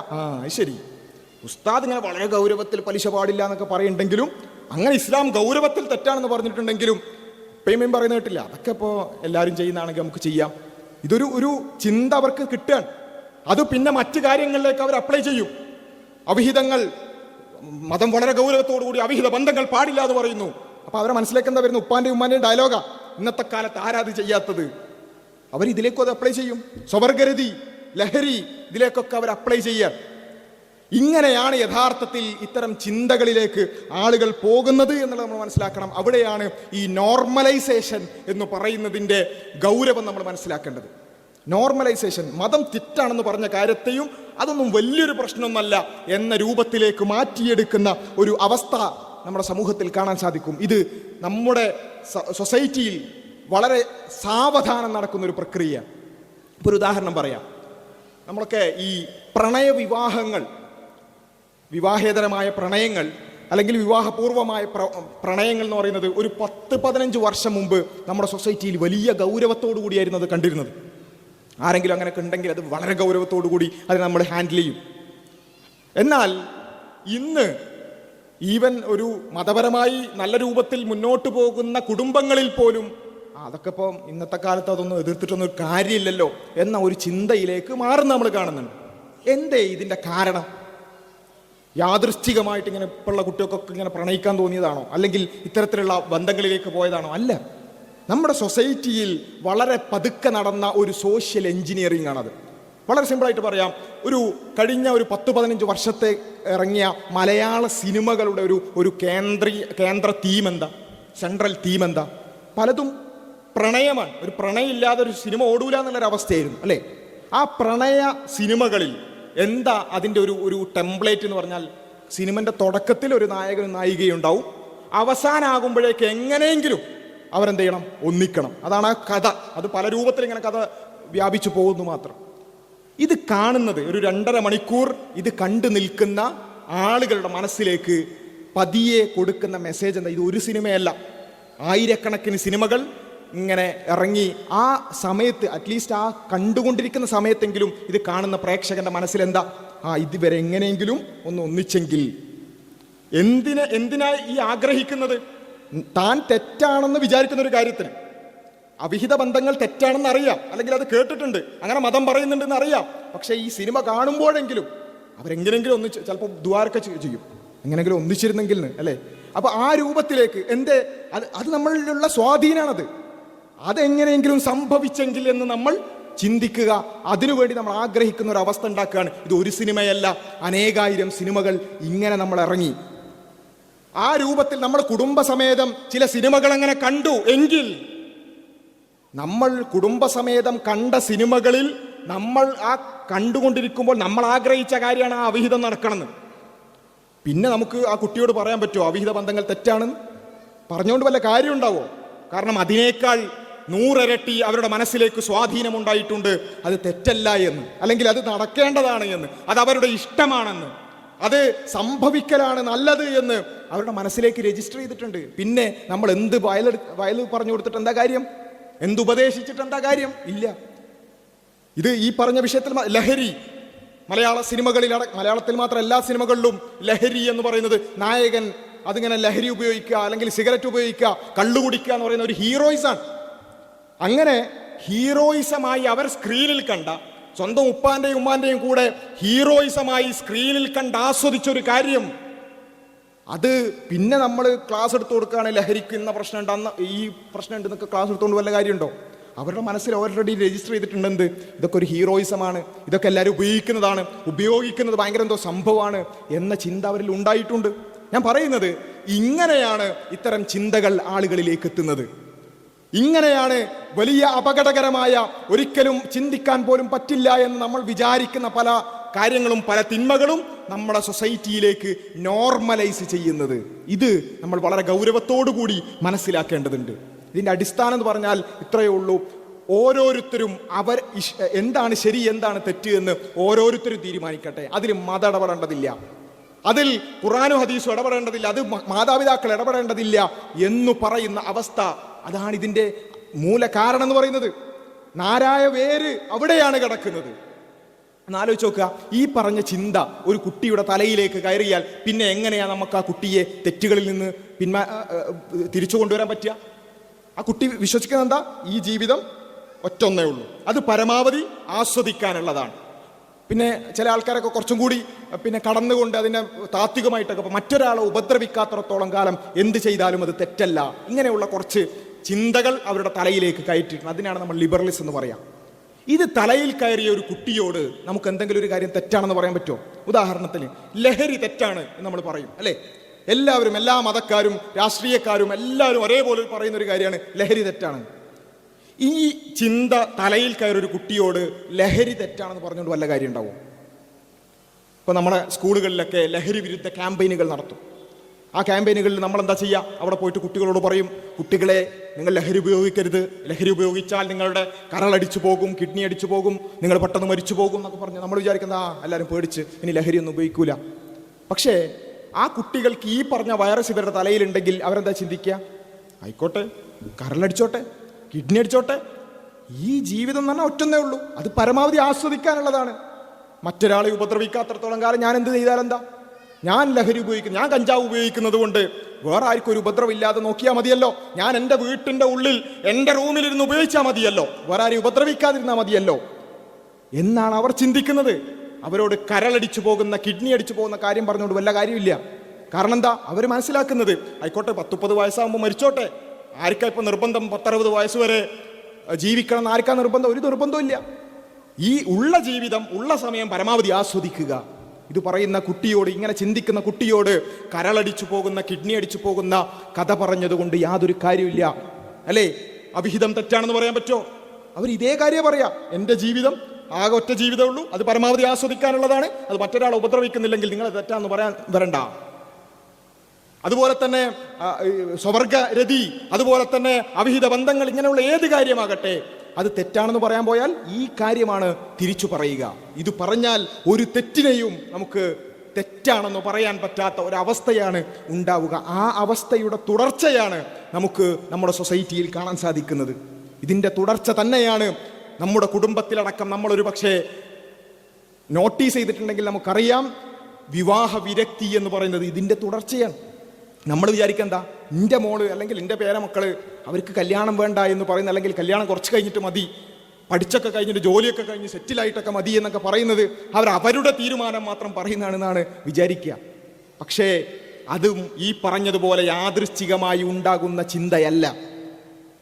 പെൺകുട്ടികളിൽ കൂടുതലായിട്ടും ആൺകുട്ടികളിലടക്കം വിവാഹ വിരക്തി വരാൻ കാരണം എന്താ? വളരെ കൃത്യമായൊരു സോഷ്യൽ എഞ്ചിനീയറിംഗ് ഇവിടെ നടക്കുന്നുണ്ട്. വിവാഹം എന്ന് പറഞ്ഞാൽ നിങ്ങളുടെ എല്ലാ ആസ്വാദനങ്ങളുടെയും അവസാനമാണെന്നും അതോടുകൂടി നിങ്ങൾക്ക് പിന്നീട് ആസ്വദിച്ചുള്ളൊരു ജീവിതം സാധ്യമല്ലെന്നും കഴിഞ്ഞ ഏതാനും വർഷങ്ങളായി മലയാളത്തിൽ ഇറങ്ങുന്ന സിനിമകളുടെയും അതുപോലെ തന്നെ സോഷ്യൽ മീഡിയ ക്യാമ്പയിനുകളുടെയും തീം പരിശോധിച്ചാൽ നമുക്ക് മനസ്സിലാകുന്നത് വിവാഹത്തോടുള്ള വിരക്തിയാണ്. ഇതിപ്പോൾ നമ്മൾ സംസാരിക്കുന്നത് 2026 ജനുവരിയിലാണ്. 2025 ജനുവരിയുടെ ദേശാഭിമാനി മാസികയുടെ സെൻട്രൽ തീം എന്ന് പറയുന്നത് സേ നോ ടു മാരേജ് എന്നാണ്. ഒരു ലക്കം മുഴുവൻ ഈ വിവാഹം എന്നുള്ളത് ആവശ്യമില്ലാത്ത ഒരു കാര്യമാണ് എന്ന് സ്ഥാപിക്കാൻ വേണ്ടിയുള്ള ലേഖനങ്ങളാണ്. ഇതിലൊരു ഹെഡിങ് എന്ന് പറയുന്നത് വരൂ നമുക്ക് കുടുംബങ്ങൾക്ക് തീ കൊളുത്താം എന്നാണ്. കുടുംബ സംവിധാനത്തെ തകർക്കുക എന്നത് വളരെ ആസൂത്രിതമായി അതിൻ്റെ ക്യാമ്പയിനുകൾ ഇവിടെ നടക്കുന്നുണ്ട് എന്നതൊരു യാഥാർത്ഥ്യമാണ്. ആ ക്യാമ്പയിനുകൾ സ്വാധീനിച്ചത് കൊണ്ടാണ് വിവാഹത്തോട് വിരക്തി വരുന്നത്. അതിൽ അവർ കൊണ്ടുവരുന്ന പ്രധാനപ്പെട്ട ചിന്ത എന്താ? പെണ്ണ് സമ്പാദിക്കാത്തത് കൊണ്ടാണ് എന്നും പുരുഷന്റെ കീഴിൽ ഇങ്ങനെ അടിച്ചമർത്തപ്പെട്ട് ജീവിക്കുന്നത് എന്നതാണ് അതുമായി ബന്ധപ്പെട്ടുകൊണ്ടുള്ള ഫെമിനിസ്റ്റ് നറേറ്റീവ് എന്ന് പറഞ്ഞാൽ. അതിൻ്റെ ഭാഗമായി ഫെമിനിസ്റ്റ് ചിന്തകരെല്ലാവരും, ഏകദേശം എല്ലാ ഫെമിനിസ്റ്റ് ചിന്തകരും അവരെഴുതി വെച്ചു, വിവാഹം എന്ന് പറയുന്നത്, കുടുംബ സംവിധാനം എന്ന് പറയുന്നത് അത് തകർക്കപ്പെടേണ്ടുന്ന ഒരു വ്യവസ്ഥയാണ്. അത് തകർക്കാതെ സ്ത്രീ വിമോചനം സാധ്യമാവുകയില്ല. കുടുംബം, വിവാഹം എന്നതൊക്കെ പെണ്ണിനെ അടിച്ചമർത്താനുള്ള ഒരു ഉപാധിയാണ് എന്ന് നിരന്തരമായി പ്രചരിപ്പിച്ചു. ഇതുകൊണ്ട് എന്താ സംഭവിച്ചത്? നമ്മൾ വിചാരിക്കുക എന്താ, ആയിക്കോട്ടെ നല്ലൊരു ചിന്തയാണല്ലോ, ഫിനാൻഷ്യലി സ്റ്റേബിൾ ആവുക, കുറച്ച് കഴിഞ്ഞിട്ട് കല്യാണം എന്നൊക്കെ പറയുമ്പോൾ വളരെ നിഷ്കളങ്കായിട്ടാണ് നമ്മളും ചിന്തിക്കുക. പക്ഷേ നമ്മൾ മനസ്സിലാക്കേണ്ട ഒരു കാര്യം എന്താ വെച്ചാൽ, ഇത് നമ്മുടെ നാട്ടിലേക്ക് മാത്രമായിട്ട് ആകാശത്ത് നിറഞ്ഞു വന്നൊരു ചിന്ത ഒന്നല്ല. നമ്മുടെ നാട്ടിലേക്ക് മാത്രമായിട്ട് വന്ന ചിന്ത ഒന്നല്ല. ഇത് 10-40 വർഷം മുമ്പേ യൂറോപ്പിലൊക്കെ ഓടി പൊളിഞ്ഞ ചിന്തയാണിത്. നമ്മുടെ നാട്ടിൽ വരുന്ന പുരോഗമനം എന്ന് പറഞ്ഞു വരുന്ന പല ചിന്തകളും ഒരു 10-30 വർഷം മുമ്പ് യൂറോപ്പിലൊക്കെ അതൊക്കെ ഓടി അതിൻ്റെ ഏകദേശ കാര്യങ്ങളൊക്കെ തീരുമാനമായിട്ടാണ് ഇങ്ങോട്ട് വരിക. നമ്മളൊരു 40 വർഷം പിന്നിലാണ്. യൂറോപ്പിൽ 1960-കൾക്കും 70-കൾക്കും ഇടയിലാണ് ഈ ചിന്ത ഉണ്ടായത്. ഇതേ കാര്യം നമ്മുടെ നാട്ടിൽ ഇപ്പം വന്നിട്ടുള്ള അതേ കാര്യം അന്ന് യൂറോപ്പിലുണ്ടായി. ഒരുപാട് സ്ത്രീകൾ പ്രത്യേകിച്ചും ഈ ചിന്തയുമായി മുന്നോട്ട് പോയി. വിവാഹം വേണ്ട, വിവാഹം എന്ന് പറഞ്ഞാൽ എൻ്റെ ജീവിതത്തിനുള്ള കടിഞ്ഞാണാണ്, എൻ്റെ ആസ്വാദനത്തിനുള്ള കടിഞ്ഞാണാണ് എന്ന് പറഞ്ഞുകൊണ്ട് വിവാഹ വിരക്തി വളരെ വ്യാപകമാക്കി, പ്രത്യേകിച്ച് ഫെമിനിസ്റ്റ് ചിന്തകർ. പക്ഷേ പിന്നീട് എന്താ സംഭവിച്ചതെന്ന് അറിയോ?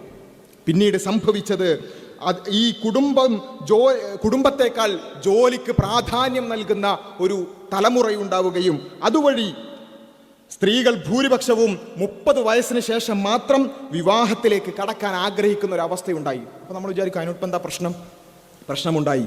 യൂറോപ്പിൽ അമേരിക്കയിലൊക്കെ ഉണ്ടായ പ്രശ്നം എന്താ വെച്ചാൽ 30 വയസ്സിന് ശേഷം കുടുംബജീവിതത്തിലേക്ക് കടക്കാൻ സ്ത്രീകൾ ആഗ്രഹിച്ചു, പക്ഷേ അവർക്കത് സാധ്യമായില്ല. അവർക്ക് കുടുംബജീവിതം സാധ്യമായില്ല. കാരണം ആണും പെണ്ണും തമ്മിൽ അടിസ്ഥാനപരമായി ചില വ്യത്യാസങ്ങളുണ്ട്. അവരുടെ ശാരീരികമായി തന്നെ അടിസ്ഥാനപരമായ വ്യത്യാസങ്ങളുണ്ട്. ആ വ്യത്യാസങ്ങൾ ഉള്ളതുകൊണ്ട് തന്നെ 30 വയസ്സിന് ശേഷം അല്ലെങ്കിൽ 35 വയസ്സിന് ശേഷം വിവാഹ ജീവിതത്തിലേക്ക് കടക്കുക എന്ന് പറഞ്ഞാൽ മെനോപോസിന് ഏതാനും കുറച്ച് വർഷങ്ങൾ മാത്രമേ ഉള്ളൂ എന്ന് മാത്രമല്ല, വേറെ ചില വിഷയങ്ങൾ കൂടി ഉള്ളതുകൊണ്ട് അതിൻ്റെ എല്ലാ വിശദാംശങ്ങളിലേക്ക് ഞാൻ കടക്കുന്നില്ല. ആ സൊസൈറ്റിയിൽ സ്ത്രീകൾക്ക് വിവാഹത്തിലേക്ക് കടക്കാൻ ആഗ്രഹിച്ചിട്ടും അതിന് സാധിക്കാത്ത സ്ത്രീകൾ വളരെ വലിയ രൂപത്തിലുണ്ടായി. ഇത് ഞാൻ വെറുതെ പറയുന്നതല്ല, ചരിത്രമാണ്. എന്നിട്ട് എന്ത് സംഭവിച്ചു എന്നറിയോ? ഈ പറഞ്ഞ കുടുംബം വേണ്ട എന്ന് പുസ്തകമെഴുതിയ ഫെമിനിസ്റ്റ് ചിന്തകർ അവസാനം 1980-കളും 90-കളും ആയപ്പോൾ തിരുത്തി എഴുതി. സെക്കൻഡ് സ്റ്റേജ്, ഒരു ഉദാഹരണം മാത്രം പറയാണ്, ആർക്കെങ്കിലും അതിനെക്കുറിച്ച് കൂടുതൽ പഠിക്കണം എന്ന് ആഗ്രഹം ഉണ്ടെങ്കിൽ. സെക്കൻഡ് സ്റ്റേജ് എന്ന് പറഞ്ഞുകൊണ്ട് ബെറ്റി ഫ്രീഡന്റെ ഒരു പുസ്തകമുണ്ട്. ബെറ്റി ഫ്രീഡൻ എന്ന് പറഞ്ഞാൽ ഏറ്റവും അറിയപ്പെടുന്ന ഒരു ഫെമിനിസ്റ്റ് ചിന്തകയാണ്. ഫെമിനിൻ മിസ്റ്റീക്ക് എന്ന പേരിൽ ഇപ്പോഴും ചിലപ്പോൾ നമ്മുടെ കോളേജുകളിലടക്കം പഠിപ്പിക്കുന്ന ഒരു ഫെമിനിസ്റ്റ് പുസ്തകം എഴുതിയ ബെറ്റി ഫ്രീഡൻ. അവർ ആദ്യം പറഞ്ഞത് വിവാഹമൊന്നും വേണ്ട, നിങ്ങൾ കരിയറിന്റെ പിന്നാലെ പോയിക്കോളൂ എന്നായിരുന്നു. പക്ഷേ പിന്നെ അവർ പിന്നീട് തിരുത്തി എഴുതി, ഞാൻ പറഞ്ഞത് തെറ്റായിരുന്നു, ഞാൻ പറഞ്ഞ ആ കാര്യം അത് മനസ്സിലേക്കെടുത്തുകൊണ്ട് വിവാഹം വൈകിപ്പിച്ച സ്ത്രീകൾ എന്നോട് പരാതി പറയാൻ വന്നു. ഞങ്ങൾക്ക് സ്വസ്ഥമായ ഒരു കുടുംബജീവിതം ഇല്ലാതായി, ഞങ്ങൾക്ക് സമാധാനമില്ലാതായി, ഞങ്ങൾക്ക് കുടുംബം വേണം, മക്കളെ വേണം, അതില്ലാത്ത ഒരവസ്ഥയാണ് ഇപ്പോൾ ഉണ്ടായത് എന്ന് പറഞ്ഞുകൊണ്ട് പരാതി പറഞ്ഞു എന്നും ഞാൻ അതിനെക്കുറിച്ച് പഠിച്ചപ്പോൾ ഞാൻ എടുത്ത സ്റ്റാൻഡ് തെറ്റാണെന്ന് എനിക്കിപ്പോൾ മനസ്സിലാകുന്നു എന്ന് ഏതെങ്കിലും ഒരു പിടക്കുരായുള്ള ആരെങ്കിലും അഭിപ്രായം പറഞ്ഞതല്ല. ഇന്നും ക്യാമ്പസുകളിൽ വിവാഹ വിരോധത്തിന് വേണ്ടി പുസ്തകം നമ്മുടെ മക്കളെ പഠിപ്പിക്കുന്നുണ്ട്. ആ പുസ്തകം എഴുതിയ അതേ വ്യക്തികൾ തന്നെ തിരുത്തി എഴുതിയത് നമുക്ക് കാണാൻ സാധിക്കും. ഇത് ഒരാൾ ഉദാഹരണം മാത്രമാണ്. പക്ഷേ ആ തിരുത്തി എഴുതിയ പുസ്തകം നമ്മൾ ക്യാമ്പസിൽ പഠിപ്പിക്കൂല, അത് വേറെ കാര്യം, അത് പഠിപ്പിക്കൂല. ഇവിടെ യഥാർത്ഥത്തിൽ എന്തുകൊണ്ടാണ് ഇത് സംഭവിക്കുന്നത്? നമ്മൾ പറയുന്നത് വിവാഹമെന്ന് പറയുന്നത് ഒരിക്കലും സ്വപ്നങ്ങൾക്കോ സ്വാതന്ത്ര്യത്തിനോ ഉള്ള തടയല്ല. ഇസ്ലാമിനെ സംബന്ധിച്ചിടത്തോളം ഒറ്റക്കാരിയെ പറയുന്നുള്ളൂ, ഈ സാമ്പത്തിക ഉത്തരവാദിത്വം സ്ത്രീകൾക്കുമേൽ അടിച്ചേൽപ്പിക്കാൻ പാടില്ല. സാമ്പത്തിക ഉത്തരവാദിത്വം അത് പൂർണ്ണമായും പുരുഷനാകുന്നു. ഒരു കുടുംബത്തിന്റെ സാമ്പത്തിക ഉത്തരവാദിത്വം അത് പുരുഷന്റെ ബാധ്യതയാണ്, അത് സ്ത്രീക്കൊരിക്കലും കൊടുക്കാൻ പാടില്ല എന്നാണ് ഇസ്ലാം പറയുന്നത്. അപ്പൊ നമ്മൾ ചിന്തിക്കും അതെന്താ അങ്ങനെ? അതിന്റെ അർത്ഥം സ്ത്രീ ജോലിക്ക് പോകാൻ പറ്റില്ല എന്നാണോ, അല്ലെങ്കിൽ സ്ത്രീ സമ്പാദിക്കരുത് എന്നാണോ? അല്ല, മറിച്ച് സ്ത്രീക്ക് വേണമെങ്കിൽ സമ്പാദിക്കാം, അത് അവളുടെ ഇഷ്ടമാണ്, അവൾക്ക് വേണമെങ്കിൽ ചെയ്താൽ മതി. പലപ്പോഴും നമ്മുടെ കുട്ടികളൊക്കെ ബാധിച്ചിട്ടുള്ള ഒരു പ്രശ്നം എന്താ വെച്ചാൽ അവർ ചില ടേംസ് കേൾക്കും, കൂടുതൽ ചിന്തിക്കാതെ അതങ്ങോട്ട് വിഴുങ്ങും. ഫിനാൻഷ്യൽ ഫ്രീഡം എന്നാണ് അവർ പറയാം. എന്തിനാ വിവാഹം വൈകിപ്പിക്കുന്നത്? എനിക്ക് ഫിനാൻഷ്യൽ ഫ്രീഡം വേണം. എന്താ അവർ ചിന്തിക്കുന്നത്? എനിക്ക് നന്നായി സമ്പാദിച്ച് ഞാൻ എൻ്റെ സ്വന്തം കാലിൽ നിന്നിട്ടേ ഞാൻ കല്യാണം കഴിക്കുള്ളൂ. അങ്ങനെ ഒരു സ്വന്തം കാലിൽ നിൽക്കുക എന്ന് പറഞ്ഞൊരു സംഭവം ആണിനും പെണ്ണിനും സാധ്യമാകൂല. എല്ലാ കാലഘട്ടത്തിലും ഉയർച്ചയും താഴ്ചയൊക്കെ ഉണ്ടാകുന്ന ഒരു ജീവിതമാണ് ഈ ലോക ജീവിതം എന്ന് പറയുന്നത്. അപ്പോൾ ഇങ്ങനെ ഒരു മരീചിക അവരുടെ മനസ്സിലേക്ക് ഉണ്ടാക്കി കൊടുക്കുക, എന്നിട്ട് അതിനുവേണ്ടി വിവാഹം വൈകിപ്പിക്കുക, വിവാഹം വേണ്ടെന്ന് പറയുക. അവിടെയാണ് ദൈവിക മതമായ ഇസ്ലാം അതിന് ഏറ്റവും നല്ല പരിഹാരം പറഞ്ഞിരിക്കുന്നു. സ്ത്രീക്ക് വേണ്ടത് ഫിനാൻഷ്യൽ ഫ്രീഡം. എങ്ങനെ ഫിനാൻഷ്യൽ ഫ്രീഡം ഉണ്ടാവുക? ഒരാൾക്ക് ഉത്തരവാദിത്തം ഉണ്ടെങ്കിൽ അതൊരിക്കലും ഫ്രീഡല്ല. ഉത്തരവാദിത്തം ഉണ്ടെങ്കിൽ ഫ്രീഡല്ല. അങ്ങനെ ഒരു പുരുഷൻ ഒരിക്കലും ഒരു ഫിനാൻഷ്യൽ ഫ്രീഡം ഇസ്ലാമിൽ ഉണ്ടാവില്ല. കാരണം എന്താ? പുരുഷൻ സമ്പാദിക്കുന്നുണ്ടെങ്കിലും ആ സമ്പാദിക്കുന്നതിൻ്റെ വലിയൊരു അളവ് അവൻ്റെ ഭാര്യയ്ക്ക് വേണ്ടി, അവൻ്റെ ഉമ്മക്ക് വേണ്ടി, അവൻ്റെ കുടുംബത്തിന് വേണ്ടി അവൻ ചെലവഴിച്ചിരിക്കണം, നിർബന്ധമാണ്. അങ്ങനെ ഒരു നിർബന്ധിതാവസ്ഥ ഉണ്ടെങ്കിൽ അത് ഫ്രീഡം അല്ല. എന്നാൽ സ്ത്രീക്ക് ഫിനാൻഷ്യൽ ഫ്രീഡം ഉണ്ട് ഇസ്ലാമിൽ. എന്താ അതിൻ്റെ അർത്ഥം? സ്ത്രീക്ക് ചെലവഴിക്കേണ്ട ഉത്തരവാദിത്വം നിർബന്ധിതമായി ഇല്ല. അവൾക്ക് വേണമെങ്കിൽ എന്ത് ചെയ്യാം? സമ്പാദിക്കാം. വേണമെങ്കിൽ അവൾക്ക് അത് ഉപയോഗിക്കാം. വേണമെങ്കിൽ അത് കുടുംബത്തിന് വേണ്ടി ഉപയോഗിക്കാം, അല്ലാത്ത രൂപത്തിൽ ഉപയോഗിക്കാം. ഇതാണ് യഥാർത്ഥത്തിലുള്ള പരിഹാരം എന്ന് പറയുന്നത്. അല്ലാതെ ഈ നിർബന്ധമായിട്ടും സ്ത്രീയും പുരുഷനും നിർബന്ധമായും ജോലിക്ക് പോയിരിക്കണം, അവരുടെ കുടുംബത്തിന് വേണ്ടി അവർ സമ്പാദിച്ചിരിക്കണം എന്നൊരവസ്ഥയുണ്ടാകുന്നത് സ്ത്രീക്ക് പ്രത്യേകിച്ചും അവരോട് ചെയ്യുന്ന അനീതിയാണ്. എന്തുകൊണ്ട്? കാരണം സ്ത്രീയെ സംബന്ധിച്ചിടത്തോളം ശാരീരികമായി തന്നെ പുരുഷൻ ചെയ്യാത്ത ചില ഉത്തരവാദിത്തങ്ങൾ സ്ത്രീ ചെയ്യുന്നുണ്ട്. ഗർഭധാരണം പോലെയുള്ള, മുലയൂട്ടൽ പോലെയുള്ള കാര്യങ്ങൾ പുരുഷന് തലകുത്തി നിന്നാലും ചെയ്യാൻ പറ്റാത്ത കാര്യമാണ്. ബയോളജിക്കലി സ്ത്രീക്ക് മാത്രം സാധ്യമാകുന്ന ചില ഉത്തരവാദിത്തങ്ങളാണ്. അവിടെയാണ് നീതിയുടെ മതമായ ഇസ്ലാം പുരുഷനെയും സ്ത്രീയെയും സൃഷ്ടിച്ച പടച്ചോൻ പറഞ്ഞു, നിങ്ങൾ ചില ഉത്തരവാദിത്തങ്ങൾ സ്ത്രീക്ക് അമിതമായി ഉണ്ട്, അതൊരിക്കലും പുരുഷന് ചെയ്യാൻ പറ്റാത്തതുമാണ്. എന്നിരിക്കെ സാമ്പത്തിക ഉത്തരവാദിത്വവും സ്ത്രീക്കും 50-50 കൊടുക്കലല്ല നീതി. അങ്ങനെ ആകുമ്പോൾ എന്താ? ആ വിഷയത്തിൽ തുല്യത വരും, പക്ഷെ അനീതി വരും. കാരണം എന്താ? പുരുഷൻ പകുതി സമ്പാദിക്കണം, സ്ത്രീ പകുതി സമ്പാദിക്കണം. ശരി, തുല്യതയാണ്. പക്ഷേ ഈ സ്ത്രീ പുരുഷൻ ഒരിക്കലും ചെയ്യാത്ത മറ്റു ചില ഉത്തരവാദിത്തങ്ങൾ അമിതമായി ചെയ്യുന്നുണ്ട് എന്ന് വെച്ചാൽ സ്ത്രീക്കുമേൽ അമിത ഉത്തരവാദിത്തമാണ് അവിടെ കൊടുക്കുന്നത്. അത് മാറ്റിക്കൊണ്ട് സാമ്പത്തിക ഉത്തരവാദിത്തം പൂർണ്ണമായും പുരുഷനാകുന്നു, സ്ത്രീക്ക് അതിൻ്റെ ഉത്തരവാദിത്തം ഇല്ല. അവൾ സമ്പാദിക്കുന്നുണ്ടെങ്കിൽ അത് അവളുടേത് മാത്രമാണ്. അതാണ് ഫ്രീഡം എന്ന് പറയുന്നത്. ഫിനാൻഷ്യൽ ഫ്രീഡം എന്ന് പറഞ്ഞാൽ അതാണ്.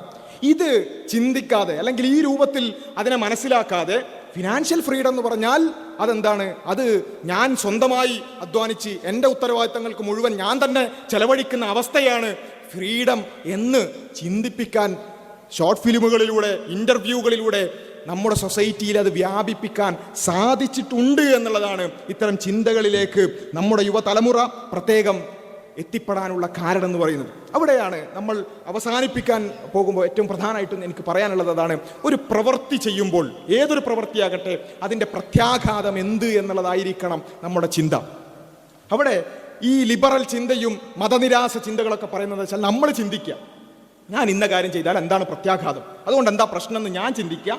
പ്രശ്നമില്ല എന്ന് എനിക്ക് തോന്നുകയാണെങ്കിൽ അതുകൊണ്ട് എന്താ കുഴപ്പമെന്ന് ചോദിച്ചിട്ട് അത് ചെയ്യുക. ഇതാണ് ഈ മതനിരാശ ചിന്തകളുടെ പ്രധാന പ്രശ്നം എന്ന് പറയുന്നത്. അതിനിപ്പോൾ എന്താ കുഴപ്പം എന്നുള്ള ചോദ്യത്തിൻ്റെ അടിസ്ഥാനം അതാണ്. അതുകൊണ്ട് എന്താ കുഴപ്പം? എന്താ, ഞാൻ ഈ പ്രവൃത്തി ചെയ്തു, അതുകൊണ്ട് എന്താ കുഴപ്പമെന്ന് എനിക്ക് മനസ്സിലാവുന്നില്ല, അതുകൊണ്ട് ഞാനത് ചെയ്യും. ഇവിടെ ഏറ്റവും വലിയൊരു പ്രശ്നം എന്താണെന്ന് ചോദിച്ചാൽ ആ കുഴപ്പം, അതുകൊണ്ട് എന്താ കുഴപ്പം എന്നാണല്ലോ ചോദ്യം. ആ കുഴപ്പം മനസ്സിലാക്കാൻ നമുക്ക് പരിമിതി ഉണ്ട് എന്നുള്ളതാണ്. സ്വവർഗരതി ചെയ്യാൻ പാടില്ല. അപ്പൊ ചോദ്യം എന്താ? അതുകൊണ്ടെന്താ കുഴപ്പം എന്ന് വെച്ചാൽ അതുകൊണ്ടെന്താ പ്രത്യാഘാതം എന്താണെന്ന ചോദ്യം. അവിഹിത ബന്ധങ്ങൾ പാടില്ല, അതുകൊണ്ടെന്താ കുഴപ്പം? പലിശ പാടില്ല, അതുകൊണ്ടെന്താ കുഴപ്പം എന്ന് വെച്ചാൽ ഇവർ ചിന്തിക്കുന്നത്, അല്ലെങ്കിൽ ഇത്തരം ചിന്തകൾ മനസ്സിലേക്ക് വന്നിട്ടുള്ളവർ ചിന്തിക്കുന്നത്, ഓരോ പ്രവൃത്തിയുടെയും പ്രത്യാഘാതങ്ങൾ എനിക്ക് ബോധ്യപ്പെടണം, അല്ലെങ്കിൽ എൻ്റെ ചിന്തയിൽ തന്നെ മനസ്സിലാവണം, എങ്കിലേ അത് തെറ്റാണെന്ന് ഞാൻ അംഗീകരിക്കുകയുള്ളൂ എന്നുള്ളതാണ്. എന്നാൽ യഥാർത്ഥത്തിൽ ഇതിന് പ്രത്യാഘാതങ്ങളില്ലേ? ഉണ്ട്. ഉദാഹരണത്തിന് വിവാഹേതര ബന്ധങ്ങൾ എടുക്കുക. വിവാഹേതര ബന്ധങ്ങൾ ഇപ്പോൾ നമ്മൾ ഒറ്റ നോട്ടത്തിൽ ഇങ്ങനെ നോക്കുമ്പോൾ ഒരാൾ വിവാഹേതര ബന്ധത്തിൽ ഏർപ്പെട്ടു, അപ്പം തന്നെ ആകാശം ഇടിഞ്ഞു പൊളിഞ്ഞ് വീഴുന്നൊന്നുമില്ല, അല്ലെങ്കിൽ ഭൂമി കുലുങ്ങുന്നൊന്നുമില്ല, അപ്പോൾ തന്നെ വലിയ പ്രത്യാഘാതമൊന്നും ഉണ്ടാവുന്നില്ല. പക്ഷേ ലോങ് ടേമിൽ നമ്മൾ നോക്കുക, അവിടെ അടിസ്ഥാനപരമായി വിവാഹേതര ബന്ധങ്ങൾ ഒരു സൊസൈറ്റിയിൽ വ്യാപകമായാൽ കുടുംബത്തിൻ്റെ തകർച്ചയിലേക്ക് അതെത്തും. കുടുംബം തകർന്നാൽ സമൂഹം തകരും. ഇനി സ്വവർഗരതി, പല ആൾക്കാരുടെ പ്രശ്നതാണ് അല്ലേ? സ്വവർഗരതി തെറ്റാണെന്ന് ഇസ്ലാം പറയുന്നു. രണ്ടാളുകൾ അവരുടെ ഇഷ്ടപ്രകാരം അവരുടെ സ്വകാര്യതയിൽ അവരെന്തോ ചെയ്തോട്ടെ, നിങ്ങൾക്കെന്താ എന്നാണ് ചോദ്യം. ആകാശം ഇടിഞ്ഞു പൊളിഞ്ഞ് വീഴുന്നില്ലല്ലോ എന്നാണ് ചോദ്യം. എന്ന് വെച്ചാൽ എന്താ? രണ്ടാൾക്കാർ സ്വവർഗരതിയിൽ ഏർപ്പെട്ടാൽ അപ്പം തന്നെ ഒന്നും സംഭവിക്കുന്നത് കാണുന്നില്ലല്ലോ എന്നാണ്. അതുകൊണ്ട് എന്താ കുഴപ്പം എന്ന ചോദ്യത്തിൻ്റെ അർത്ഥം അതാണ്. പക്ഷെ നമ്മളൊന്ന് ആലോചിച്ച് നോക്കുക, ഇന്ന് നമുക്ക് കണക്കുകൾ പരിശോധിക്കാൻ വളരെ എളുപ്പമാണല്ലോ. ലോകത്ത് ഈ സ്വവർഗരതിക്കാരെന്ന് പറഞ്ഞാൽ വളരെ ചുരുക്കമാണ്. 1, 2, 3, 4% ഒരു സൊസൈറ്റിയിൽ സ്വവർഗരതിക്കാരുണ്ടാവുള്ളൂ. പക്ഷേ ലൈംഗിക രോഗങ്ങളുടെ കണക്കെന്നെടുത്ത് നോക്കുക. എയ്ഡ്സ് 70% ഒരു സമൂഹത്തിൽ 70% എയ്ഡ്സ് സ്വവർഗരതിക്കാരില്ല. 80% ഗൊണോറിയയും സിഫിലിസും സ്വവർഗരതിക്കാരിലാണ് അല്ലെ? ഒന്നും വേണ്ട. ഈ അടുത്താണ്, കഴിഞ്ഞ 1-2 വർഷങ്ങൾക്കുള്ളിലാണ് മങ്കി പോക്സ് എന്ന് പറഞ്ഞൊരു രോഗത്തെക്കുറിച്ച് നമ്മൾ വായിച്ചിട്ടുണ്ടാവും. മങ്കി പോക്സ്, ലോകം മുഴുവൻ വലിയ മങ്കി പോക്സിന്റെ പ്രശ്നം വരാൻ പോകുന്നു എന്ന് പറഞ്ഞുകൊണ്ടുള്ള വാർത്ത. അന്ന് WHO പുറത്തിറക്കിയ ഒരു വിജ്ഞാപനമുണ്ട്. മങ്കി പോക്സ് വ്യാപിക്കാൻ സാധ്യതയുണ്ട്, പുരുഷ സ്വവർഗാനുരാഗികൾ നിയന്ത്രിക്കണം എന്ന് പറഞ്ഞുകൊണ്ട് WHO പ്രഖ്യാപിച്ചെന്ന് വെച്ചാൽ വേൾഡ് ഹെൽത്ത് എമർജൻസി പ്രഖ്യാപിക്കുന്നു എന്നാണ്. ആഗോള ആരോഗ്യ അടിയന്തരാവസ്ഥ പ്രഖ്യാപിച്ചു. എന്തിൻ്റെ പേരിൽ? സ്വവർഗരതി കൊണ്ട് പ്രചരിക്കുന്ന മങ്കി പോക്സ് തടയാൻ. നമ്മളെ ചോദ്യം എന്താ? അതുകൊണ്ടെന്താ കുഴപ്പമുണ്ടോ? ആഗോള ആരോഗ്യ അടിയന്തരാവസ്ഥ പ്രഖ്യാപിക്കപ്പെടാൻ മാത്രം വലിയ കുഴപ്പമുണ്ട്. പക്ഷേ സ്വവർഗരതി ചെയ്ത് രണ്ടാൾക്കാർ അവരുടെ റൂമിൽ ചെയ്ത് അപ്പം തന്നെ എന്ത് ചെയ്യുന്നില്ല? വലിയ പ്രശ്നവും ഭൂമി കുലുക്കവും ആകാശിടിഞ്ഞ് പോലും വീഴൊന്നും സംഭവിക്കുന്നില്ല. അപ്പോൾ തന്നെ പ്രത്യാഘാതങ്ങൾ ഉണ്ടാകുന്നില്ല, പക്ഷേ അതിന് പ്രത്യാഘാതങ്ങളുണ്ട്. ഇവിടെയാണ് നമ്മൾ മനസ്സിലാക്കേണ്ടത്, ഓരോ തെറ്റിൻ്റെയും ഓരോ തിന്മയുടെയും പ്രത്യാഘാതങ്ങൾ അപ്പോൾ തന്നെ സംഭവിച്ചു കൊള്ളണമെന്നില്ല. പലതും ഒരുപക്ഷെ മാസങ്ങൾ കൊണ്ടോ, അതുമല്ലെങ്കിൽ വർഷങ്ങൾ കൊണ്ടോ, അതുമല്ലെങ്കിൽ പതിറ്റാണ്ടുകൾ കൊണ്ടോ, ചിലതൊക്കെ നൂറ്റാണ്ടുകൾ കൊണ്ടോ ഒക്കെ ആയിരിക്കും അതിൻ്റെ പ്രത്യാഘാതം നമുക്ക് മനസ്സിലാവുക. അതുകൊണ്ടാണ് നമ്മൾ പറയുന്നത് മനുഷ്യന് പരിമിതിയുണ്ട്, മനുഷ്യന്റെ ചിന്തകൾക്ക് പരിമിതിയുണ്ട്, മനുഷ്യന്റെ ആലോചനകൾക്ക് പരിമിതിയുണ്ട്. ആ പരിമിതികളൊന്നുമില്ലാത്ത പടച്ചവൻ നമ്മളോട് പറഞ്ഞു തന്നിട്ടുണ്ട്, ഇത് നിങ്ങൾക്ക് നല്ലതല്ല, അതുകൊണ്ട് നിങ്ങൾ അതിൽ നിന്ന് മാറി നിൽക്കുക. എല്ലാ പ്രത്യാഘാതങ്ങളെക്കുറിച്ചും പൂർണ്ണമായി അറിയാൻ നമുക്ക് പരിമിതികളുണ്ട്. പരിമിതികളില്ലാത്ത പടച്ചോൻ ഒരു കാര്യം തെറ്റാണെന്ന് പറഞ്ഞിട്ടുണ്ടെങ്കിൽ അതാണ് തെറ്റ്, അല്ലേ? ഒരു ഉദാഹരണം മാത്രം എടുക്കുക. നേരത്തെ ചോദിച്ച ആ കുട്ടികളെ തന്നെ തിരിച്ചു കൊണ്ടുവരാം, അല്ലെങ്കിൽ ആ ക്യാമ്പസ് കുട്ടികളെ തന്നെ തിരിച്ചു കൊണ്ടുവരാം. വിവാഹം വേണ്ട എന്നൊക്കെ പറയുന്നത് കേൾക്കുമ്പോൾ നമ്മൾ വിചാരിക്കുക എന്താ ലൈംഗികത വേണ്ട എന്നാണോ? അല്ല, അവർ പറയുന്നത് വിവാഹം വേണ്ട, അതല്ലാതെയുള്ള ഈ ലിവിങ് ടുഗദർ എന്നൊക്കെ പറഞ്ഞ് കോഹാബിറ്റേഷൻ, ഒരുമിച്ച് ജീവിക്കുക, വിവാഹമില്ലാതെ ഒരുമിച്ച് ജീവിക്കുക എന്നൊക്കെയുള്ള ചിന്തയാണ്. ആ വിവാഹമില്ലാതെയുള്ള ഒരുമിച്ച് ജീവിക്കലിനുള്ള ന്യായം എന്താ? നേരത്തെ പറഞ്ഞ അതേ ന്യായമാണ്, കേട്ടോളൂ. ലിവിങ് ടുഗദർ എന്തുകൊണ്ട്? കുറച്ചുകൂടി രണ്ടുപേർക്കും മനസ്സിലാക്കാൻ പറ്റുമല്ലോ. മാരേജ് ആകുമ്പോൾ പിന്നെ വേറെ ഓപ്ഷൻ ഇല്ലല്ലോ, അഡ്ജസ്റ്റ് ചെയ്യാനല്ലേ പറ്റുള്ളൂ. ഇതാകുമ്പോൾ കുറച്ചുകൂടി മനസ്സിലാക്കാമല്ലോ. ലിവിങ് ടുഗദർ ആകുമ്പോൾ കുറച്ചുകൂടെ ഫ്രീ ആയിരിക്കും, ഫ്രീ മൈൻഡ് ആയിരിക്കും. മാരേജിനെ പോകണമെങ്കിൽ മാരേജ് കുറച്ചുകൂടെ എനിക്ക് തോന്നുന്നു ഒരു പിടിച്ചു കെട്ടൽ പോണൊക്കെ ഉണ്ടത്. ഇല്ല, വീട്ടിൽ സമ്മതിക്കില്ല. ബോത്ത് ആർ ഫൈൻ, അത് ഓരോരുത്തരുടെ ഒപ്പീനിയൻ അല്ലേ. എൻ്റെത് മാരേജ് ആണ്, ബട്ട് ലിവിങ് ടുഗദർ നമുക്ക് നോ പറയാൻ പറ്റില്ല, ബിക്കോസ് അത് ഓരോരുത്തരുടെ വിഷനാണ്. മാരേജ് ഓക്കെ ആണെങ്കിൽ ഫൈൻ, ലിവിങ് ടുഗദർ ഓക്കെ ആണെങ്കിൽ ഫൈൻ. പേഴ്സണൽ ഒപ്പീനിയൻ ആണ് അത്. നമുക്ക് ഒരു കാര്യം മാത്രമാണ് റൈറ്റ് നമുക്ക് പറയാൻ പറ്റില്ലല്ലോ. അപ്പോൾ നേരത്തെ പറഞ്ഞതേ ന്യായം തന്നെയാണ്, പുതുമൊന്നുമില്ല, അതൊക്കെ ഓരോരുത്തരുടെ ഇഷ്ടമാണ്. വീണ്ടും സെയിം ന്യായം. അപ്പോൾ ഇവിടെ സംഭവിക്കുന്നത് വിവാഹം വേണ്ട, ഒരുമിച്ച് ജീവിക്കാൻ വിവാഹത്തിൻ്റെ ആവശ്യമില്ല, ഒരുമിച്ച് ജീവിക്കുക, കുറച്ച് കാലങ്ങളിൽ ജീവിച്ച് അത് ഇഷ്ടമാണെങ്കിൽ അങ്ങനെ തുടർന്ന് പോവുക, ഇതൊക്കെയാണ് ചിന്ത. അപ്പം എന്താ ഇവർ ചിന്തിക്കുന്ന എന്താ? വിവാഹത്തിന് കുറേ പ്രശ്നങ്ങളുണ്ട്. വിവാഹം കഴിച്ചാൽ പിന്നെ സന്തോഷം ഉണ്ടാവില്ല, സമാധാനം ഉണ്ടാവില്ല, പിന്നെ എന്താ ഗാർഹിക പീഡനം, അങ്ങനെ ഇങ്ങനെ എന്നൊക്കെ പറഞ്ഞാൽ ഭയങ്കര പ്രശ്നമാണ്. അതില്ലാതാക്കാൻ എന്താ പരിഹാരം? Living together. ഇഷ്ടമുള്ളപ്പോൾ ഒരുമിച്ച് ജീവിക്കുക, കുഴപ്പമില്ലല്ലോ, വേറെ പ്രശ്നമുണ്ടോ? നിങ്ങളൊന്ന് ആലോചിച്ച് നോക്കുക, വളരെ തുറന്നൊന്ന് ആലോചിച്ച് നോക്കുക. വിവാഹത്തിന് കുറേ പ്രശ്നം നമ്മൾ അവിടെ ഇവിടെയൊക്കെ കേൾക്കുന്നുണ്ടല്ലോ. ലിവിങ് ടുഗദർ എന്താ പ്രശ്നം? രണ്ടാൾക്കാർ അവരുടെ സമ്മതപ്രകാരം ഒരുമിച്ച് ജീവിക്കുന്നു, അവർ കുറച്ച് കാലം ഇങ്ങനെ പോകുന്നു, അവർ ഇഷ്ടമില്ലാന്ന് തോന്നുമ്പോൾ പിരിയുന്നു. എന്താ പ്രശ്നമുണ്ടോ? അതിനിപ്പോൾ എന്താ കുഴപ്പം എന്ന ചോദ്യമാണ് ചോദിക്കുക, അല്ലേ? പക്ഷേ കുഴപ്പം എങ്ങനെയാണ് വരുന്നത് എന്നുള്ളത് നമുക്ക് ജസ്റ്റ് പെട്ടെന്ന് പരിശോധിച്ച് നോക്കാം. ഈ ലിവിങ് ടുഗദർ ഇപ്പം നമ്മുടെ കേരളത്തിലേക്ക് ഈ പുരോഗമനം ഇങ്ങനെ വന്നുകൊണ്ടേയിരിക്കുന്നേ ഉള്ളൂ. ഈ പുരോഗമനം ഞാൻ നേരത്തെ പറഞ്ഞതുപോലെ 10-30 വർഷം മുമ്പേ യൂറോപ്പിലും അമേരിക്കയിലൊക്കെ ഇത് വളരെ വ്യാപകമായിരുന്നു. അമേരിക്കയിൽ ഈ ലിവിങ് ടുഗദർ വ്യാപകമായി. കുറേ ആൾക്കാർ ലിവിങ് ടുഗദറും കുറച്ച് ആൾക്കാർ ഈ പറഞ്ഞ പോലെ കുടുംബജീവിതമായിട്ട് മുന്നോട്ട് പോയി. അതിനുശേഷം 10-30 വർഷങ്ങൾക്ക് ശേഷം അമേരിക്കയിൽ ചില പഠനങ്ങൾ നടന്നു. ഈ ലിവിങ് ടുഗദറിലുള്ള ആളുകളുടെ അവസ്ഥ എന്താണ്? ഞാൻ പെട്ടെന്ന് അതിൻ്റെ എല്ലാ പഠനങ്ങളൊന്നും വായിച്ചു പോകുന്നില്ല, അതിൻ്റെ റെഫറൻസ് ഒക്കെ ഇവിടെ കൊടുക്കുന്നുണ്ട്. Who are more happy? ആരാണ് കൂടുതൽ സന്തോഷവാന്മാർ? അതിൻ്റെ റിപ്പോർട്ട് പറയുന്നത് എന്താണെന്ന് ചോദിച്ചാൽ, ലോവർ ലെവൽ ഓഫ് ഹാപ്പിനെസ്സും അതുപോലെ തന്നെ ലോവർ ലെവൽ ഓഫ് സാറ്റിസ്ഫാക്ഷനും അടക്കമുള്ള എല്ലാ കാര്യങ്ങളും ലിവിങ് ടുഗദറിലുള്ളവരാണ്. എന്നുവെച്ചാൽ വിവാഹത്തിലുള്ളവരാണ് കൂടുതൽ സന്തോഷവാന്മാർ. എന്തിനാ ലിവിങ് ടുഗദറിലേക്ക് പോയത്? കുറച്ച് സന്തോഷവും സമാധാനമൊക്കെ കിട്ടാൻ. കൂടുതൽ സന്തോഷമുള്ളതാരാ? വിവാഹത്തിലുള്ളവർ. പോട്ടെ, ഫിസിക്കൽ അബ്യൂസ്, അതാണല്ലോ വിവാഹത്തിനുള്ള പ്രധാന പ്രശ്നം. ഗാർഹിക പീഡനം ഉണ്ടാവുന്നു. ഈ പറഞ്ഞ ലിവിങ് ടുഗദറിലാണ് ഫിസിക്കൽ അബ്യൂസ്, ശാരീരിക പീഡനം കൂടുതൽ. ഇതിപ്പോൾ നമുക്കത് പെട്ടെന്ന് മനസ്സിലാക്കിക്കൊള്ളണമെന്നില്ല, സംഭവം വളരെ സിമ്പിളാണ്. ഒന്ന് ആലോചിച്ച് നോക്കുക. ഒരാണും പെണ്ണും കല്യാണം കഴിച്ചു.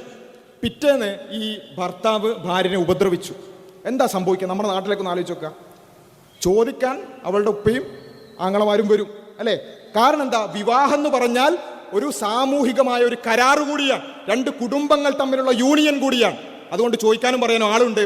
അവിടെ ശാരീരിക ക്ഷമത കുറഞ്ഞ സ്ത്രീക്കുള്ള ഒരു പരിചയമാണ് യഥാർത്ഥത്തിൽ വിവാഹം. പക്ഷേ ലിവിങ് ടുഗദർ ആണെങ്കിലോ അവിടെ കുടുംബങ്ങൾ തമ്മിലുള്ള കരാറല്ല, രണ്ടാളുകൾ തമ്മിലുള്ള കരാറാണ്, ഒരാണും പെണ്ണും തമ്മിലുള്ള കരാറാണ്.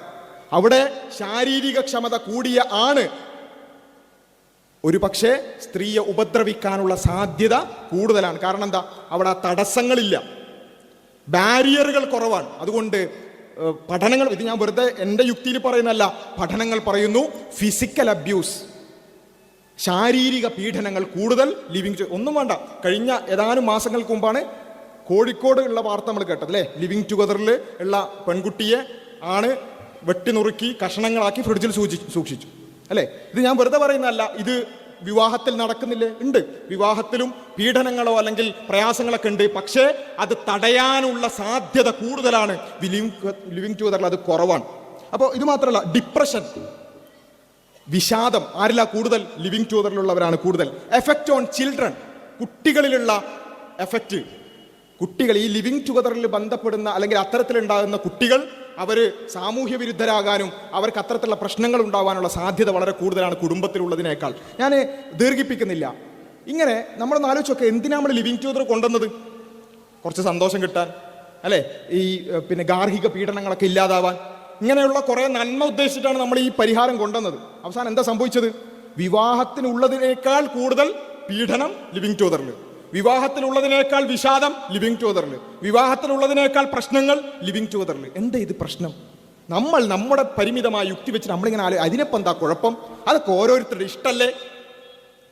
നമ്മൾക്ക് ആ ദൂരവ്യാപകമായ പ്രത്യാഘാതങ്ങൾ തിരിച്ചറിയാൻ കഴിയുന്നില്ല എന്നുള്ളതാണ് ഇതിൻ്റെ അടിസ്ഥാന പ്രശ്നം. അവിടെയാണ് നമ്മൾ പറയുന്നത് ഒരുപാട് പ്രശ്നങ്ങളുണ്ട്. ആ പ്രശ്ന പരിഹാരത്തിന് രണ്ടു വഴികൾ നമുക്ക് സ്വീകരിക്കാം. ഒന്ന്, മനുഷ്യൻ അവൻ്റെ പരിമിതമായ യുക്തിയും ബുദ്ധിയും ഉപയോഗിച്ച് തീരുമാനിക്കുന്നു, അതിൻ്റെ പ്രശ്നങ്ങളാണ് നമ്മളിപ്പോൾ കണ്ടത്. അതല്ലെങ്കിൽ മനുഷ്യനെ പൂർണ്ണമായി അറിയുന്ന സൃഷ്ടാവിൽ നിന്നുള്ള പരിഹാരത്തിലേക്ക് നമുക്ക് തിരിച്ചു നടക്കുക. ഈ രണ്ട് പ്രശ്ന പരിഹാരമുള്ളത്. നമ്മുടെ പരിമിതമായ യുക്തിയും ബുദ്ധി ഉപയോഗിച്ച് നമ്മൾ കണ്ടെത്തുന്ന പരിഹാരങ്ങൾ അത് പലപ്പോഴും പ്രശ്നം പരിഹരിക്കുകയല്ല ചെയ്യുക, കൂടുതൽ പ്രശ്നങ്ങൾ ഉണ്ടാക്കുകയാണ് ചെയ്യുക. ലിവിങ് ടുഗദർ പോലെ, അവിഹിതങ്ങൾ പോലെ, ലഹരി പോലെ, ഇതൊക്കെ ആൾക്കാർ പ്രശ്നപരിഹാരത്തിനാണ് ഉണ്ടാക്കിയത്. പക്ഷെ അത് കൂടുതൽ പ്രശ്നം ഉണ്ടാക്കുകയാണ്. എന്നാൽ മനുഷ്യനെ അറിയുന്ന, ആണിനെയും പെണ്ണിനെയും സൃഷ്ടിച്ച, മനുഷ്യന്റെ മനസ്സറിയുന്ന പടച്ചോനിൽ നിന്നുള്ള പരിഹാരം നമ്മൾ സ്വീകരിച്ചാൽ അത് ആത്യന്തികമായി ഈ ലോക ജീവിതത്തിലും പരലോക ജീവിതത്തിലും നമുക്കതായിരിക്കും ഏറ്റവും നല്ല ഒരു പരിഹാരം ഉണ്ടാക്കുക എന്ന് നമ്മൾ തിരിച്ചറിയണം. V only have A pixel, God has the picture. ഇതാണ് അടിസ്ഥാനപരമായി നമ്മൾ മനസ്സിലാക്കേണ്ടത്. നമുക്ക് വളരെ പരിമിതമായ അറിവ് മാത്രമേ ഉള്ളൂ, പടച്ചവന് പരിപൂർണമായ അറിവുണ്ട്. ആ പരിപൂർണമായ അറിയുന്ന പടച്ചവൻ ഒരു കാര്യം ശരിയാണെന്ന് പറഞ്ഞിട്ടുണ്ടെങ്കിൽ അതാണ് ശരി. പടച്ചവൻ ഒരു കാര്യം തെറ്റാണെന്ന് പറഞ്ഞിട്ടുണ്ടെങ്കിൽ, എല്ലാം അറിയുന്ന പടച്ചവൻ അത് പറഞ്ഞിട്ടുണ്ടെങ്കിൽ അതാണ് തെറ്റ്. നമ്മുടെ പരിമിതമായ യുക്തിയിൽ ഒരു പക്ഷേ നമുക്കത് ആലോചിച്ച് മനസ്സിലായിട്ടില്ലെങ്കിൽ നമ്മുടെ ബുദ്ധിയുടെ പരിമിതിയാണത്, നമ്മുടെ ചിന്തയുടെ പരിമിതിയാണത് എന്ന് മനസ്സിലാക്കാൻ നമുക്ക് സാധിക്കേണ്ടതുണ്ട്. അതുകൊണ്ടാണ് വിശുദ്ധ ഖുർആൻ പറഞ്ഞത്, നിങ്ങൾ പല കാര്യങ്ങളെയും നിങ്ങൾക്കതിനോടൊരു ഇഷ്ടക്കുറവാണ് അല്ലേ, നിങ്ങൾക്കതിനോടൊരു വിരോധമാണ്. വഹുവ ഖൈറുല്ലക്കും, ശരിക്കും നിങ്ങൾക്കതെന്തായിരിക്കും? ഖൈറായിരിക്കും, നന്മയായിരിക്കും. നിങ്ങൾ പല കാര്യങ്ങളെയും ഇഷ്ടപ്പെടുന്നു, ശരിക്കും നിങ്ങൾക്കത് ഷർറായിരിക്കും. അല്ലാഹുവിനാണ്, നമ്മെ സൃഷ്ടിച്ച പടച്ചോനാണ് എല്ലാം അറിയുന്നവൻ. എല്ലാം അറിയുന്നത് നമുക്ക് അറിവിന് പരിമിതിയുണ്ട്. അതുകൊണ്ട് എല്ലാം അറിയുന്ന പടച്ചവനിൽ നിന്നുള്ള മാർഗദർശനം നമുക്ക് വന്നുപെട്ടാൽ,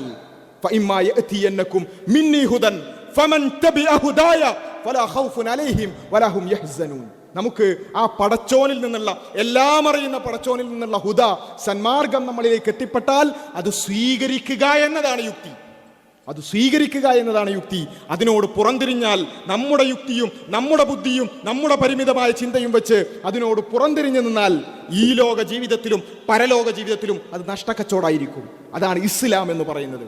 ആ പടച്ചവന്, നമ്മെ സൃഷ്ടിച്ച, നമ്മളെ ഏറ്റവും കൂടുതൽ അറിയുന്ന, നമ്മളെ ഇഷ്ടപ്പെടുന്ന ആ പടച്ചവന് നമ്മുടെ ജീവിതം സമർപ്പിക്കുക എന്നതാണ് ഇസ്ലാം. അതുകൊണ്ടാണ് ഈ സന്ദേശം എന്ന് പറയുന്നത്, ഈ ആശയം എന്ന് പറയുന്നത് അത് ഏതൊരു മനുഷ്യനും വളരെ സിമ്പിളായി മനസ്സിലാക്കാൻ പറ്റുന്നൊരു കാര്യം. അതിന് പ്രത്യേകിച്ച് വേറെ വിഷയങ്ങളൊന്നുമില്ല. ഏതു മനുഷ്യനും, ഏത് ദേശത്തുള്ളവനും, ഭാഷ സംസാരിക്കുന്നവരും വളരെ സിമ്പിളായി മനസ്സിലാക്കാൻ പറ്റുന്നൊരു കാര്യമാണ്. നമ്മളെ എല്ലാവരെയും സൃഷ്ടിച്ച ഏകനായൊരു സട്ടാവുണ്ട്. ആ സട്ടാവിന് എൻ്റെ ജീവിതം സമർപ്പിക്കലാണ് യുക്തി എന്നത് ഏതൊരു മനുഷ്യനും ബോധ്യപ്പെടും. അതുകൊണ്ടാണ് ഇസ്ലാം ഈ 21-ാം നൂറ്റാണ്ടാണ്, ശാസ്ത്രത്തിൻ്റെ യുഗമാണ്, യുക്തിയുടെ യുഗമാണെന്നൊക്കെ പറയുമ്പോഴും ഇസ്ലാം ഈ കാലഘട്ടത്തെയും അതിജയിച്ചുകൊണ്ട് മുന്നോട്ട് പോകാൻ കാരണം അതിൻ്റെ ആശയപരമായ വ്യക്തതയാണ്. ഇത് നമ്മൾ മനസ്സിലാക്കേണ്ടതുണ്ട്. പലപ്പോഴും ആളുകൾ ഈ സോഷ്യൽ മീഡിയയിലും അതുപോലെയുള്ള കാര്യങ്ങളിലൊക്കെ എഴുതുക എന്താന്ന് ചോദിച്ചാൽ ഇസ്ലാം ഇന്നും നാളെയും തീരുന്നതാണ്. ഇസ്ലാമിൻ്റെ വാലിഡിറ്റി, അതിൻ്റെ എക്സ്പയറി ഡേറ്റ് ഇപ്പം തീരും, നാളെ തീരും, മറ്റന്നാളെ തീരും എന്ന് പറഞ്ഞ് കിനാവ് കാണാൻ തുടങ്ങിയിട്ട് കാലമേറെയായി. ഇത് തുടങ്ങിയത് ഇന്നും ഇന്നലെയല്ല. റസൂലുള്ളാഹി സ്വല്ലല്ലാഹു അലൈഹി വസല്ലം പ്രബോധനവുമായി കൊണ്ട് മക്കയിൽ അവിടെയുള്ള ആളുകളോട് വിളിച്ചു പറഞ്ഞുകൊണ്ട്, നിങ്ങൾ ഈ പറഞ്ഞ വിഗ്രഹങ്ങളെ ഒന്നുമല്ല ആരാധിക്കേണ്ടത്, അതിൻ്റെയൊക്കെ സട്ടാവിനെയാണ് ആരാധിക്കേണ്ടത് എന്ന് പറഞ്ഞപ്പോ, നീ വാലറ്റവനാണ്, നിന്റെ കാലശേഷം ഇത് ഏറ്റെടുക്കാൻ പോലും ആരും ഉണ്ടാവില്ല, അതുകൊണ്ട് മുഹമ്മദിന്റെ സ്വല്ലല്ലാഹു അലൈഹി വസല്ലം മരണത്തോടുകൂടി ഇത് തീരുന്ന് കിനാവ് കണ്ടവർ അന്ന് തുടങ്ങിയതാ. പിന്നെ പറഞ്ഞു കുരിശ് യുദ്ധത്തോടുകൂടി മുസ്ലിങ്ങൾ ഇല്ലാതാകുമെന്ന് കിനാവ് കണ്ടവർ. അതിനുശേഷം മംഗോളിയൻ പടയോട്ടത്തോടുകൂടി ഇസ്ലാം ഇല്ലാതാകുമെന്ന് കിനാവ് കണ്ടവർ. അതിനുശേഷം ഓറിയന്റലിസ്റ്റ് വിമർശനങ്ങൾ വന്നപ്പോ അതോടുകൂടി ഇസ്ലാം ഇല്ലാതാകുമെന്ന് കിനാവ് കണ്ടവർ. അതിനൊക്കെ ശേഷം വേറെ കുറച്ച് ആൾക്കാർ പറഞ്ഞു, ഇതാ ശാസ്ത്രം വരുന്നു, ശാസ്ത്രം വികസിച്ചാൽ ഇസ്ലാം ഇല്ലാതാകും. 20-ാം നൂറ്റാണ്ടിലെ മെയിൻ കിനാവ് അതായിരുന്നു, ശാസ്ത്രം വളരുന്നു, അതുകൊണ്ട് ഇസ്ലാം ഇല്ലാതാകും. ആ 20-ാം നൂറ്റാണ്ടും കഴിഞ്ഞു, ഇസ്ലാം അതിനെയും അതിജയിച്ചു. അത് കഴിഞ്ഞിട്ട് ഇപ്പം പറയുന്നത് സോഷ്യൽ മീഡിയയുടെ യുഗമാണ്, അതുകൊണ്ട് 20 വർഷം കൊണ്ട് ഇസ്ലാം ഇല്ലാതാകും, 30 വർഷം കൊണ്ട് ഇല്ലാതാകും എന്നൊക്കെയാണ് അല്ലേ. പല കിനാവുകൾ നമ്മൾ കണ്ടു. ഒരു ബിരുദൻ ഇസ്ലാമിന് വാലിഡിറ്റി കൊടുത്തത് 2028 ആകുമ്പോഴേക്കും ഇസ്ലാം ഇല്ലാതാകുന്നതാണ്. അപ്പോൾ ഇപ്പം എത്രയായി? 2026, 2 വർഷം കൂടി ഉള്ളൂ, തീർന്നിട്ടോ. 2 വർഷം കൂടി ഇസ്ലാം തീർന്നു. ഇങ്ങനെ കിനാവ് കാണാൻ തുടങ്ങിയിട്ട് കാലം കുറയായി. പക്ഷേ സംഭവിക്കുന്നത് എന്താ? നമ്മൾ കണക്കുകൾ പരിശോധിച്ച് നോക്കിയാൽ ഇപ്പോൾ ഈ ഏറ്റവും അവസാനം വന്നിട്ടുള്ള പ്യൂ റിസർച്ചിന്റെ പഠനവും അതിലും പറയുന്നത് the fastest growing religion in the world Islam തന്നെയാണ്. ഇസ്ലാമാണ് ലോകത്തിന്നും, ഈ പറഞ്ഞ എല്ലാ കിനാവുകളും കണ്ടതിന് ശേഷവും ഇസ്ലാമാണ് ലോകത്തിന്നും ഏറ്റവും കൂടുതൽ വളരുന്ന മതം. അത് കേവലം മുസ്ലിങ്ങൾ കുറെ ഉള്ളത് കൊണ്ടോ, മുസ്ലിങ്ങൾക്ക് കുറെ കുട്ടികളുള്ളത് കൊണ്ടോ മാത്രമല്ല. നമുക്ക് കാണാൻ സാധിക്കും the future of world religions, population growth projections എന്ന് പറഞ്ഞുകൊണ്ട് വിവിധ മതങ്ങളിൽ നിന്ന് ആളുകൾ മതം ഉപേക്ഷിക്കുന്നതും അതുപോലെ തന്നെ മതത്തിലേക്ക് കടന്നു വരുന്നതിൻ്റെയും കണക്കുകൾ പരിശോധിക്കുമ്പോഴും നമുക്ക് കാണാൻ സാധിക്കുന്നത് ഒരൊറ്റ മതത്തിൽ മാത്രമാണ് ആളുകൾ മതം ഉപേക്ഷിക്കുന്നതിനേക്കാൾ കൂടുതൽ മതം സ്വീകരിക്കുന്നത്. അത് ഇസ്ലാമിലാണ്. ഈ പറഞ്ഞ സോഷ്യൽ മീഡിയയും ശാസ്ത്രവും എല്ലാം കഴിഞ്ഞിട്ടും, ആ പറഞ്ഞ വേവുകളെല്ലാം കഴിഞ്ഞതിനു ശേഷവും ആളുകൾ ഏറ്റവും കൂടുതൽ സ്വീകരിക്കുന്ന മതം അത് ഇസ്ലാമാണ്. മാത്രമല്ല, എന്തുകൊണ്ട് ആളുകൾ ഇസ്ലാം സ്വീകരിക്കുന്നു എന്ന പരിശോധന നമ്മൾ നടത്തിയാൽ അതിലേറ്റവും കൂടുതൽ ആളുകൾ പറയുന്നത് prefer the belief teaching of Islam find more meaning, എന്നുവെച്ചാൽ ജീവിതത്തിന് അർത്ഥം കിട്ടുന്നത് ഇസ്ലാമിലൂടെ മാത്രമാണ്. Read religious text, studied Islam പഠിച്ചതുകൊണ്ട്. കാരണം ഈ പറഞ്ഞ രൂപത്തിൽ സോഷ്യൽ മീഡിയ പ്രചാരണങ്ങളിലൂടെയൊക്കെ ഇസ്ലാമിനെ കുറിച്ച് പലതും അവിടുന്ന് ഇവിടുന്ന് കേൾക്കുന്നു, അത് വെച്ച് ഇസ്ലാം പഠിക്കാൻ തുടങ്ങുന്നു, പഠിച്ചവർ ഇസ്ലാമിലേക്ക് കടന്നു വരുന്നു. ഇതാണ് യാഥാർത്ഥ്യം എന്ന് പറയുന്നത്. എന്തുകൊണ്ട് ഇത് സാധ്യമാകുന്നു? ഇസ്ലാം സംവദിക്കുന്നത് മനുഷ്യന്റെ യുക്തിയോടാണ്, മനുഷ്യന്റെ ചിന്തയോടാണ്, മനുഷ്യന്റെ ശുദ്ധ പ്രകൃതിയോടാണ് അല്ലേ. ഇത് എത്ര ഉദാഹരണങ്ങൾ നമുക്ക് കാണാൻ സാധിക്കും. നമുക്കറിയാം, ഇസ്ലാം വിമർശന പുസ്തകം എഴുതാൻ നോർവേയിൽ, അവിടെ ഇസ്ലാം വിമർശനത്തിന് ഒരു പുസ്തകം എഴുതാൻ ഒരാൾ തീരുമാനിച്ചു. ജൊറാം വാൻ ക്ലവറൻ എന്ന് പറയുന്ന ഒരു വ്യക്തി ഇസ്ലാമിനെ എതിർക്കാൻ വേണ്ടിയിട്ട് ഒരു പുസ്തകം എഴുതാൻ തീരുമാനിച്ചു. അങ്ങനെ പുസ്തകത്തിന്റെ തെളിവുകൾക്ക് വേണ്ടി ഖുർആനും ഹദീസും വായിച്ചതാണ്. അദ്ദേഹത്തിന്റെ അവസ്ഥ എന്താ നിങ്ങൾ കേട്ടോളൂ. Islam. I became politically active for the Freedom Party. I became a member of parliament. And in the end, I decided to write an anti-Islam book, which started as an anti-Islam book, changed into this search for God, and it ended up me becoming a Muslim. അപ്പോൾ ഇസ്ലാം വിരുദ്ധ പുസ്തകം എഴുതാൻ, ഇസ്ലാം വിമർശിക്കാൻ വേണ്ടി ഒരു പുസ്തകം എഴുതാൻ തീരുമാനിച്ചതാണ്. അങ്ങനെ ഖുർആനും ഹദീസും വായിച്ചതാണ്. ഇപ്പം മൂപ്പർ ഏറ്റവും വലിയ ഇസ്ലാം പ്രചാരകനാണ്. ജൊറാം വാൻ ക്ലവറൻ എന്ന് നമ്മൾ ടൈപ്പ് ചെയ്ത് കൊടുത്താൽ അദ്ദേഹത്തിൻ്റെ സംസാരങ്ങൾ ഇപ്പോഴും നമുക്ക് ലഭ്യമാണ് അല്ലേ.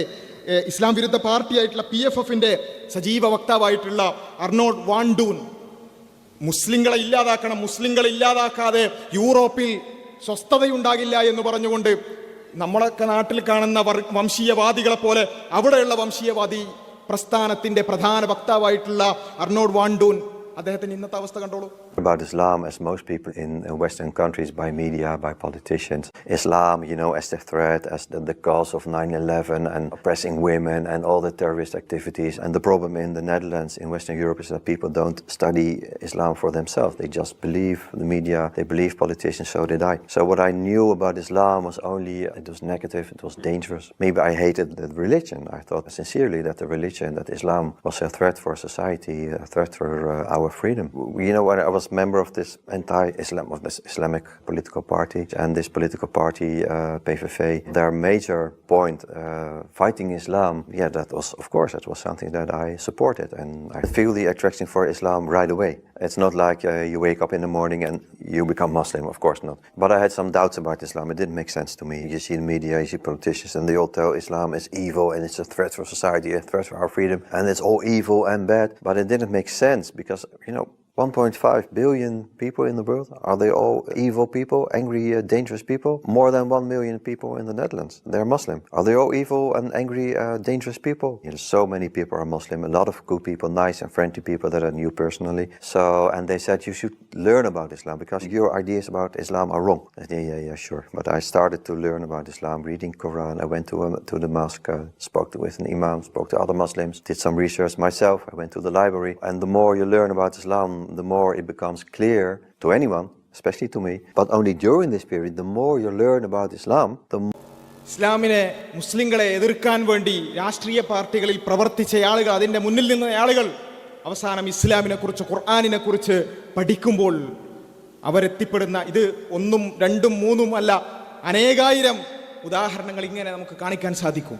നമ്മുടെ കേരളത്തിലടക്കം ഇസ്ലാം വിമർശനത്തിനു വേണ്ടി ജീവിതം ഒഴിഞ്ഞുവെച്ച ആളുകൾ, ഖുർആനും ഹദീസും ഉദ്ധരിച്ചുകൊണ്ട് ഇസ്ലാം തെറ്റാണെന്ന് പറയാൻ വേണ്ടി ജീവിതം ഒഴിഞ്ഞുവെച്ച ആളുകൾ, അവരുടെ ജീവിതം മുഴുവൻ അതിനുവേണ്ടി മാറ്റിവെച്ചതിന് ശേഷം അവസാനം അവർ പരിഭവം പറയാണ്, ഒന്നുകൊണ്ട് ഒരു കാര്യമില്ല. ആളുകൾ വിദ്യാഭ്യാസം നേടുന്നുണ്ട്, ആളുകൾ ഭൗതികമായി മുന്നോട്ട് വരുന്നുണ്ട്, പക്ഷേ അതുകൊണ്ട് ഇസ്ലാം കുറയല്ല ചെയ്യുന്നത്, കൂടുകയാണ് ചെയ്യുന്നത്. ജീവിതം മുഴുവൻ ഇസ്ലാമിനെ എതിർക്കാൻ വേണ്ടി മാറ്റിവെച്ചിട്ട് അവസാനം അവർ പറയുന്ന പരിഭവം കേട്ടോളൂ. ഇപ്പം അടുത്ത കാലത്തൊന്നും മാറ്റം വരില്ല എന്ന് എനിക്ക് തോന്നുന്നു. കാരണം വെച്ചാൽ നമ്മളൊക്കെ ഇപ്പം ഇന്ത്യയൊക്കെ കുട്ടിക്കാലത്ത് പോലും വെള്ളിയാഴ്ച പോലും ആൾക്കാർ പള്ളിയിൽ പോലില്ല കൃത്യമായിട്ട്. റോട്ടിൽ കൂടെ ഒക്കെ നടക്കുമ്പോൾ ആരും ചോദിക്കലില്ല. ഇന്നങ്ങനല്ല, പള്ളിയിൽ 4 വട്ടം പോയിട്ടില്ലെങ്കിൽ എന്താ ഇതിനിപ്പോൾ പള്ളിക്കൊന്നും കാണില്ലല്ലോ എന്ന് തിരഞ്ഞുകിട്ട് വരും. മാത്രമല്ല, നമ്മുടെ പൊതുവിദ്യാഭ്യാസ സ്ഥാപനങ്ങൾ പോലും, മെഡിക്കൽ കോളേജുകൾ, എഞ്ചിനീയറിംഗ് കോളേജുകൾ, ലോ കോളേജുകളിലൊക്കെ വലിയ താടി, പാറപ്പുറത്ത് പുല്ലുളച്ച പോലെ അവിടെയും ഇവിടെയുള്ള രോമങ്ങൾ, തണ്ടങ്കാല് വരെയുള്ള ഫാൻ്റൊക്കെ ഇട്ടിട്ടാണ് നടക്കുന്നത്. ആരായി പഠിക്കുന്നത്? വലിയ ഭൗതിക വിദ്യാഭ്യാസമുള്ള ആളുകൾ. ഇപ്പം എവിടുന്ന ഈ മാറ്റം വരിക? പണ്ട് റോഡ് സൈഡിലൊന്നും മുസല്ല വിട്ട് നിസ്കരിച്ചിട്ടില്ല, ഇന്ന് പള്ളീൻ്റെ മുറ്റത്തൊക്കെ. അപ്പോൾ ജീവിതം മുഴുവൻ ഇസ്ലാമിനെ എതിർക്കാൻ വേണ്ടി മാറ്റിവെച്ച് അങ്ങനെ ഇന്ന് തീരും നാളെ തീരുമെന്ന് കിനാവു കണ്ട് അവസാനം പറയുന്ന വാക്കുകളാണിത്. ഏറ്റവും അവസാനം ഈ പരിഭവം പറഞ്ഞ വ്യക്തിയും ഇസ്ലാമിലേക്ക് കടന്നു വന്നു. ജീവിതം മുഴുവൻ ഇസ്ലാമിനെ എതിർക്കാൻ വേണ്ടി സംവാദം നടത്തിയ വ്യക്തി ഇന്ന് ഇസ്ലാമിന് വേണ്ടി സംസാരിച്ചു കൊണ്ടിരിക്കുകയാണ്. ഞാൻ പറഞ്ഞു വന്നത് ഇതൊരു യാഥാർത്ഥ്യമാണ്. ഏതൊക്കെ രൂപത്തിൽ തെറ്റിദ്ധാരണകൾ ഉണ്ടാക്കാൻ ശ്രമിച്ചാലും, എന്തൊക്കെ രൂപത്തിലുള്ള പ്രചാരണങ്ങൾ നടത്തിയാലും സത്യം അത് വെട്ടിത്തെളിച്ചുകൊണ്ട് തന്നെ, അത് വെട്ടിത്തിളങ്ങിക്കൊണ്ട് തന്നെ ഇവിടെ നിലനിൽക്കുമെന്നുള്ളതൊരു യാഥാർത്ഥ്യമാണ്. ആളുകൾ ഇസ്ലാമിലേക്ക് കടന്നു വരുന്നത് അതിൻ്റെ മൂല്യങ്ങൾ തിരിച്ചറിഞ്ഞുകൊണ്ടാണ്. അതിൻ്റെ മൂല്യം തിരിച്ചറിഞ്ഞുകൊണ്ടാണ്. മനുഷ്യനെ അറിയുന്ന, മനുഷ്യനെ സൃഷ്ടിച്ച സട്ടാവിൽ നിന്നുള്ളതാണത് എന്നുള്ളത് കൊണ്ടാണ് ആളുകൾ ഇസ്ലാമിനെ സ്വീകരിക്കുന്നത്. ഇസ്ലാം സ്വീകരിച്ച ആളുകളുടെ സംസാരങ്ങളിലൂടെ കടന്നുപോയാൽ നമുക്കത് വ്യക്തമാകും. അതുകൊണ്ട് എന്തുകൊണ്ട് ഇസ്ലാം ഈ കാലഘട്ടത്തെയും എല്ലാ കാലഘട്ടത്തെയും എല്ലാ വെല്ലുവിളികളെയും അതിജീവിച്ചുകൊണ്ട് നിലനിൽക്കുന്നു എന്ന ഒരൊറ്റ കാര്യം ചിന്തിച്ചാൽ തന്നെ ഇസ്ലാമിൻ്റെ ദൈവികത നമുക്ക് ബോധ്യപ്പെടും എന്നുള്ളതാണ് നമ്മൾ മനസ്സിലാക്കേണ്ടത്. കാരണം ഇസ്ലാം പഠിപ്പിക്കുന്ന ദൈവശാസ്ത്രം ഏതു മനുഷ്യനും വർഗീയതയില്ലാതെ, വിഭാഗീയതയില്ലാതെ മനസ്സിലാക്കാൻ സാധിക്കുന്ന ഒരു കാര്യമാണ്. ഇസ്ലാം പറയുന്നത് നിങ്ങൾ യേശുവിനെ ആരാധിക്കണമെന്നല്ല, യേശുവിൻ്റെ സട്ടാവിനെ ആരാധിക്കണമെന്നാണ്. മുഹമ്മദ് നബിയെ ആരാധിക്കണമെന്നല്ല, മുഹമ്മദ് നബിയുടെ സട്ടാവിനെ ആരാധിക്കണമെന്നാണ്. ഒന്നിനെയുമല്ല ആരാധിക്കേണ്ടത്, അതിൻ്റെയൊക്കെ സട്ടാവിനെ. ആർക്കും മനസ്സിലാകുന്ന, ആർക്കും ഉൾക്കൊള്ളാൻ സാധിക്കുന്ന ഏറ്റവും ലളിതമായ ആശയമാണ് ഇസ്ലാമിന് ജനങ്ങളോട് പറയാനുള്ളത്. അത് ആളുകൾക്ക് ബോധ്യപ്പെടും. ആ ബോധ്യപ്പെടുന്നതിൽ നിന്നും തടയിടാനാണ് പല രൂപത്തിലുള്ള വിവാദങ്ങളും പ്രശ്നങ്ങളും ഉണ്ടാക്കുന്നത്. മുസ്ലിങ്ങൾ പ്രശ്നക്കാരാണ്, മുസ്ലിങ്ങൾ ഇതാ ഈ നാടിനെ ഇല്ലാതാക്കാൻ പോകുന്നു, അതുപോലെ തന്നെ അവർ ഭീകരവാദികളാണ്, അവർ തീവ്രവാദികളാണ് എന്ന രൂപത്തിലുള്ള പ്രചാരണങ്ങൾ നടത്തുന്നത് എന്തിനു വേണ്ടിയാ? അത് ഈ പറഞ്ഞ ലളിതമായ സുന്ദരമായ ആശയത്തെക്കുറിച്ച് ആളുകൾ നിഷ്പക്ഷമായി പഠിക്കുന്നതിൽ നിന്നും തടയിടാൻ വേണ്ടിയാ. നമ്മുടെ നാട്ടിലടക്കം അത്തരത്തിലുള്ള ശ്രമങ്ങൾ വളരെ വ്യാപകമായി നടന്നുകൊണ്ടിരിക്കുകയാണ്. മുസ്ലിങ്ങളെ പെട്ടെന്ന് ഒറ്റയടിക്ക് തീവ്രവാദി എന്ന് പറയാൻ പ്രയാസാകുമ്പം ഓരോ സംഘടനകളെ ചാരിക്കൊണ്ട് മുസ്ലിങ്ങളെ തീവ്രവാദി എന്ന് വിളിക്കുക, അല്ലെ? പിന്നിൽ ജമാഅത്തെ ഇസ്ലാമി, പിന്നിൽ മുജാഹിദാണ്, അല്ലെങ്കിൽ ഇവർ അതാണ്, ഇവർ മൗലികവാദികളാണ് എന്ന് പറഞ്ഞുകൊണ്ട് ഓരോരുത്തരെ ചാരിക്കൊണ്ട് മുസ്ലിങ്ങൾ പ്രശ്നക്കാരാണ്, അവരിതാ അധികാരത്തിൽ വരുന്നു, അതോടുകൂടി കേരളം പ്രശ്നത്തിലാവാൻ പോവുകയാണ് എന്നൊക്കെ പറഞ്ഞുകൊണ്ട് ഈ സമൂഹത്തോടും ഈ സമുദായത്തോടും ഈ മതത്തോടും അനാവശ്യമായ ഭീതിയും വിദ്വേഷവും ഉണ്ടാക്കാൻ ശ്രമിക്കുന്ന ആളുകൾ, അവർ യഥാർത്ഥത്തിൽ ശ്രമിക്കുന്നത് ഈ പ്രകാശത്തിനു അല്ലെങ്കിൽ ഈ പ്രകാശത്തിനു നേർക്ക് വളരെ ദുർബലമായ പ്രതിരോധങ്ങൾ തീർക്കാൻ മാത്രമാണ്. എന്നാൽ അതുകൊണ്ട് യഥാർത്ഥത്തിൽ സംഭവിക്കുന്നത് ഈ ഇസ്ലാം ഭീതി, ഈ ഇസ്ലാം വെറുപ്പ് സമൂഹത്തിൽ അവരെന്ത് കാര്യത്തിനു വേണ്ടിയാണോ ചെലവഴിക്കാൻ ഉദ്ദേശിച്ചത് അതിന്റെ നേരെ ഓപ്പോസിറ്റാണ് സംഭവിക്കുക.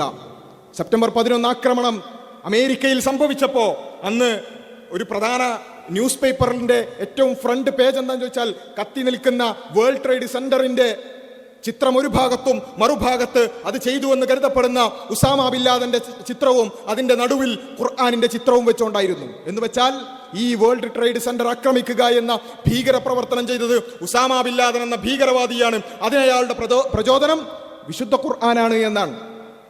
അങ്ങനെ ഇസ്ലാം ഭീതി ഉണ്ടാക്കാനായിരുന്നു അവർ ശ്രമിച്ചതെങ്കിൽ ആളുകൾ ചിന്തിച്ചത് ശരി, പെന്റഗന്റെ എല്ലാ സുരക്ഷാ സംവിധാനങ്ങളെയും ഭേദിച്ചുകൊണ്ട് ഇത്ര വലിയൊരു സംഭവം നടത്താൻ ഈ ഖുർആനിൽ ഇത്രയും വലിയ സംഭവം ഉണ്ടെങ്കിൽ അതൊന്ന് വായിച്ചു നോക്കണമല്ലോ എന്ന് കരുതി ആളുകൾ ഖുർആൻ വായിച്ചു, ഇസ്ലാമിനെ കുറിച്ച് അറിയാൻ ശ്രമിച്ചു.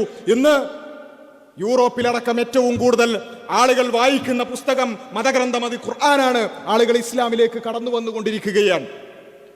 ഗാസയിൽ ലോകത്ത് തുല്യതയില്ലാത്ത രൂപത്തിൽ വംശഹത്യ നടത്തുമ്പോൾ അവർ വിചാരിച്ചത് ഹസ്ബി അല്ലാ എന്ന് മാത്രം പറഞ്ഞുകൊണ്ട് സാമ്രാജ്യത്വ ശക്തികളെ എതിരിടാൻ വരുന്ന ഈ ചെറിയ സംഘത്തെ ബോംബിട്ട് ഇല്ലാതാക്കാൻ സാധിക്കുമെന്നായിരുന്നു. പക്ഷേ എങ്ങനെയാണ് ഇവർക്ക് ഇത്രയും വലിയ അക്രമങ്ങളെ അല്ലാഹു എന്ന ഹസ്ബി അല്ലാ എന്ന ഒറ്റ ആദർശം വെച്ചുകൊണ്ട് ഇതിനെ എതിർക്കാൻ സാധിക്കുന്നത്, അതിനെ നേരിടാൻ ശ്രമിക്കുന്നത് എന്ന ചിന്തയാണ് ആളുകൾക്കുണ്ടായത്.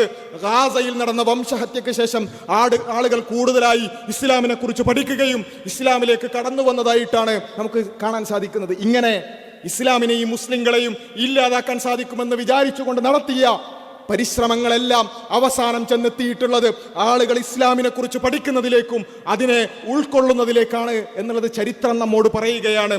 അതുകൊണ്ട് ഇസ്ലാം ഭീതി ഉണ്ടാക്കിക്കൊണ്ട്, മുസ്ലിങ്ങളെ ശത്രുക്കളാക്കിക്കൊണ്ട്, മുസ്ലിങ്ങളെ അപരവൽക്കരിച്ചുകൊണ്ട് ഈ സത്യപ്രകാശത്തെ മൂടിവെക്കാമെന്ന് ആരെങ്കിലും കരുതുന്നുണ്ടെങ്കിൽ ബൂമറാങ് പോലെ അത് തിരിച്ചു വരിക മാത്രമാണ് ചെയ്യുക. യുരീദൂന ലിയുത്ഫിഉ നൂറല്ലാഹ്, അല്ലാഹുവിന്റെ പ്രകാശത്തെ അതിനെ തടയിടാൻ സാധിക്കുമെന്നാണ് അവർ വ്യാമോഹിക്കുന്നത്. വല്ലാഹു മുത്തിമ്മു നൂരിഹി, അല്ലാഹു അവന്റെ പ്രകാശത്തെ അത് പൂർത്തീകരിക്കുക തന്നെ ചെയ്യും. ഇത് അല്ലാഹുവിന്റെ വാഗ്ദാനമാണ്, അതാണ് നാം കണ്ടുകൊണ്ടിരിക്കുന്നത്. അതുകൊണ്ട് ഇസ്ലാം അതിജയിക്കുക തന്നെ ചെയ്യും. കാലത്തെ അതിജയിച്ചുകൊണ്ട്, കാലഘട്ടങ്ങളെ അതിജയിച്ചുകൊണ്ട്, ആശയങ്ങളെ അതിജയിച്ചുകൊണ്ട്. ഹുവല്ലദി അർസല റസൂലഹു ബിൽ ഹുദാ വദീനിൽ ഹഖ് ലിയുദ്ഹിറഹു അലദ്ദീനി കുല്ലിഹി, എല്ലാ ദീനുകളെയും അതിജയിച്ചുകൊണ്ട്, എല്ലാ പ്രത്യയശാസ്ത്രങ്ങളെയും അതിജയിച്ചുകൊണ്ട് ഇസ്ലാം മുന്നോട്ട് പോവുക തന്നെ ചെയ്യും. അവിടെ നാം ചിന്തിക്കേണ്ടത് ഇസ്ലാം അതിജയിക്കും, അതിൽ യാതൊരു സംശയമില്ല. പക്ഷേ അതിൽ നമ്മളുണ്ടോ, നമ്മുടെ ജീവിതം അതിനനുസരിച്ച് ചിട്ടപ്പെടുത്താൻ നമുക്ക് സാധിച്ചിട്ടുണ്ടോ എന്നുള്ളതായിരിക്കണം വിശ്വാസികൾ എന്ന നിലക്ക് മുസ്ലിങ്ങളെ സംബന്ധിച്ചിടത്തോളം നമ്മൾ ഏറ്റവും പ്രധാനമായും ആലോചിക്കേണ്ടത്. ആ രൂപത്തിൽ ദീനിനെ പൂർണ്ണമായി ഉൾക്കൊള്ളാൻ പൂർണ്ണമായ മനസ്സോടുകൂടി, അല്ലെ, ഇബ്രാഹിം നബി അലൈഹിസ്സലാമിനെ കുറിച്ച് പറഞ്ഞതുപോലെ പരിപൂർണമായി ദീനിൽ പ്രവേശിക്കുക. ഇബ്രാഹിം അല്ലദീ വഫ എന്ന് പറയുന്ന ആ രൂപത്തിൽ വൈദ ഖാല ലഹു അസ്ലിം, നീ സമർപ്പിക്കുക, നീ മുസ്ലിമാകുക എന്ന് പറഞ്ഞപ്പോൾ ഖാല അസ്ലംതു ലിറബ്ബിൽ ആലമീൻ, ഞാൻ എൻ്റെ രക്ഷിതാവിന്, ഈ ലോകങ്ങളുടെ സട്ടാവിന് ഞാനിതാ സമർപ്പിച്ചിരിക്കുന്നു എന്ന് പറഞ്ഞ ഇബ്രാഹിം നബിയുടെ ആ ഒരു മില്ലത്ത് അത് പിൻപറ്റിക്കൊണ്ട് ദീനിലൊരു കാര്യം ശരിയാണെന്ന് പറഞ്ഞാൽ അതാണ് ശരി എന്ന ബോധ്യത്തിലേക്ക്, ദീനൊരു കാര്യം തെറ്റാണെന്ന് പറഞ്ഞാൽ എൻ്റെ ഇച്ഛക്കത് യോജിക്കുന്നുണ്ടെങ്കിലും ഇല്ലെങ്കിലും, അതുപോലെ തന്നെ എൻ്റെ ബുദ്ധിക്കത് യോജിക്കുന്നുണ്ടെങ്കിലും ഇല്ലെങ്കിലും, വിശുദ്ധ ഖുർആനിലും ഹദീസിലും ഒരു കാര്യം പറഞ്ഞിട്ടുണ്ടെങ്കിൽ അത് വഹിയാണെന്ന് നമുക്കുറപ്പുണ്ടെങ്കിൽ അതാണ് ശരിയെന്ന ബോധ്യത്തിലേക്ക് എത്താൻ, ആ നിലക്ക് പൂർണ്ണമായ മുസ്ലിങ്ങളാകാൻ, സമർപ്പിച്ചവരാകാൻ നമുക്ക് സാധിക്കേണ്ടതുണ്ട്. അതിന് റബ്ബ് സുബ്ഹാനഹു വ തആല നമുക്ക് തൗഫീഖ് നൽകുമാറാകട്ടെ. വ ആഖിറു ദഅ്വാനാ അനിൽ ഹംദുലില്ലാഹി റബ്ബിൽ ആലമീൻ. അസ്സലാമു അലൈക്കും വറഹ്മത്തുള്ളാഹി.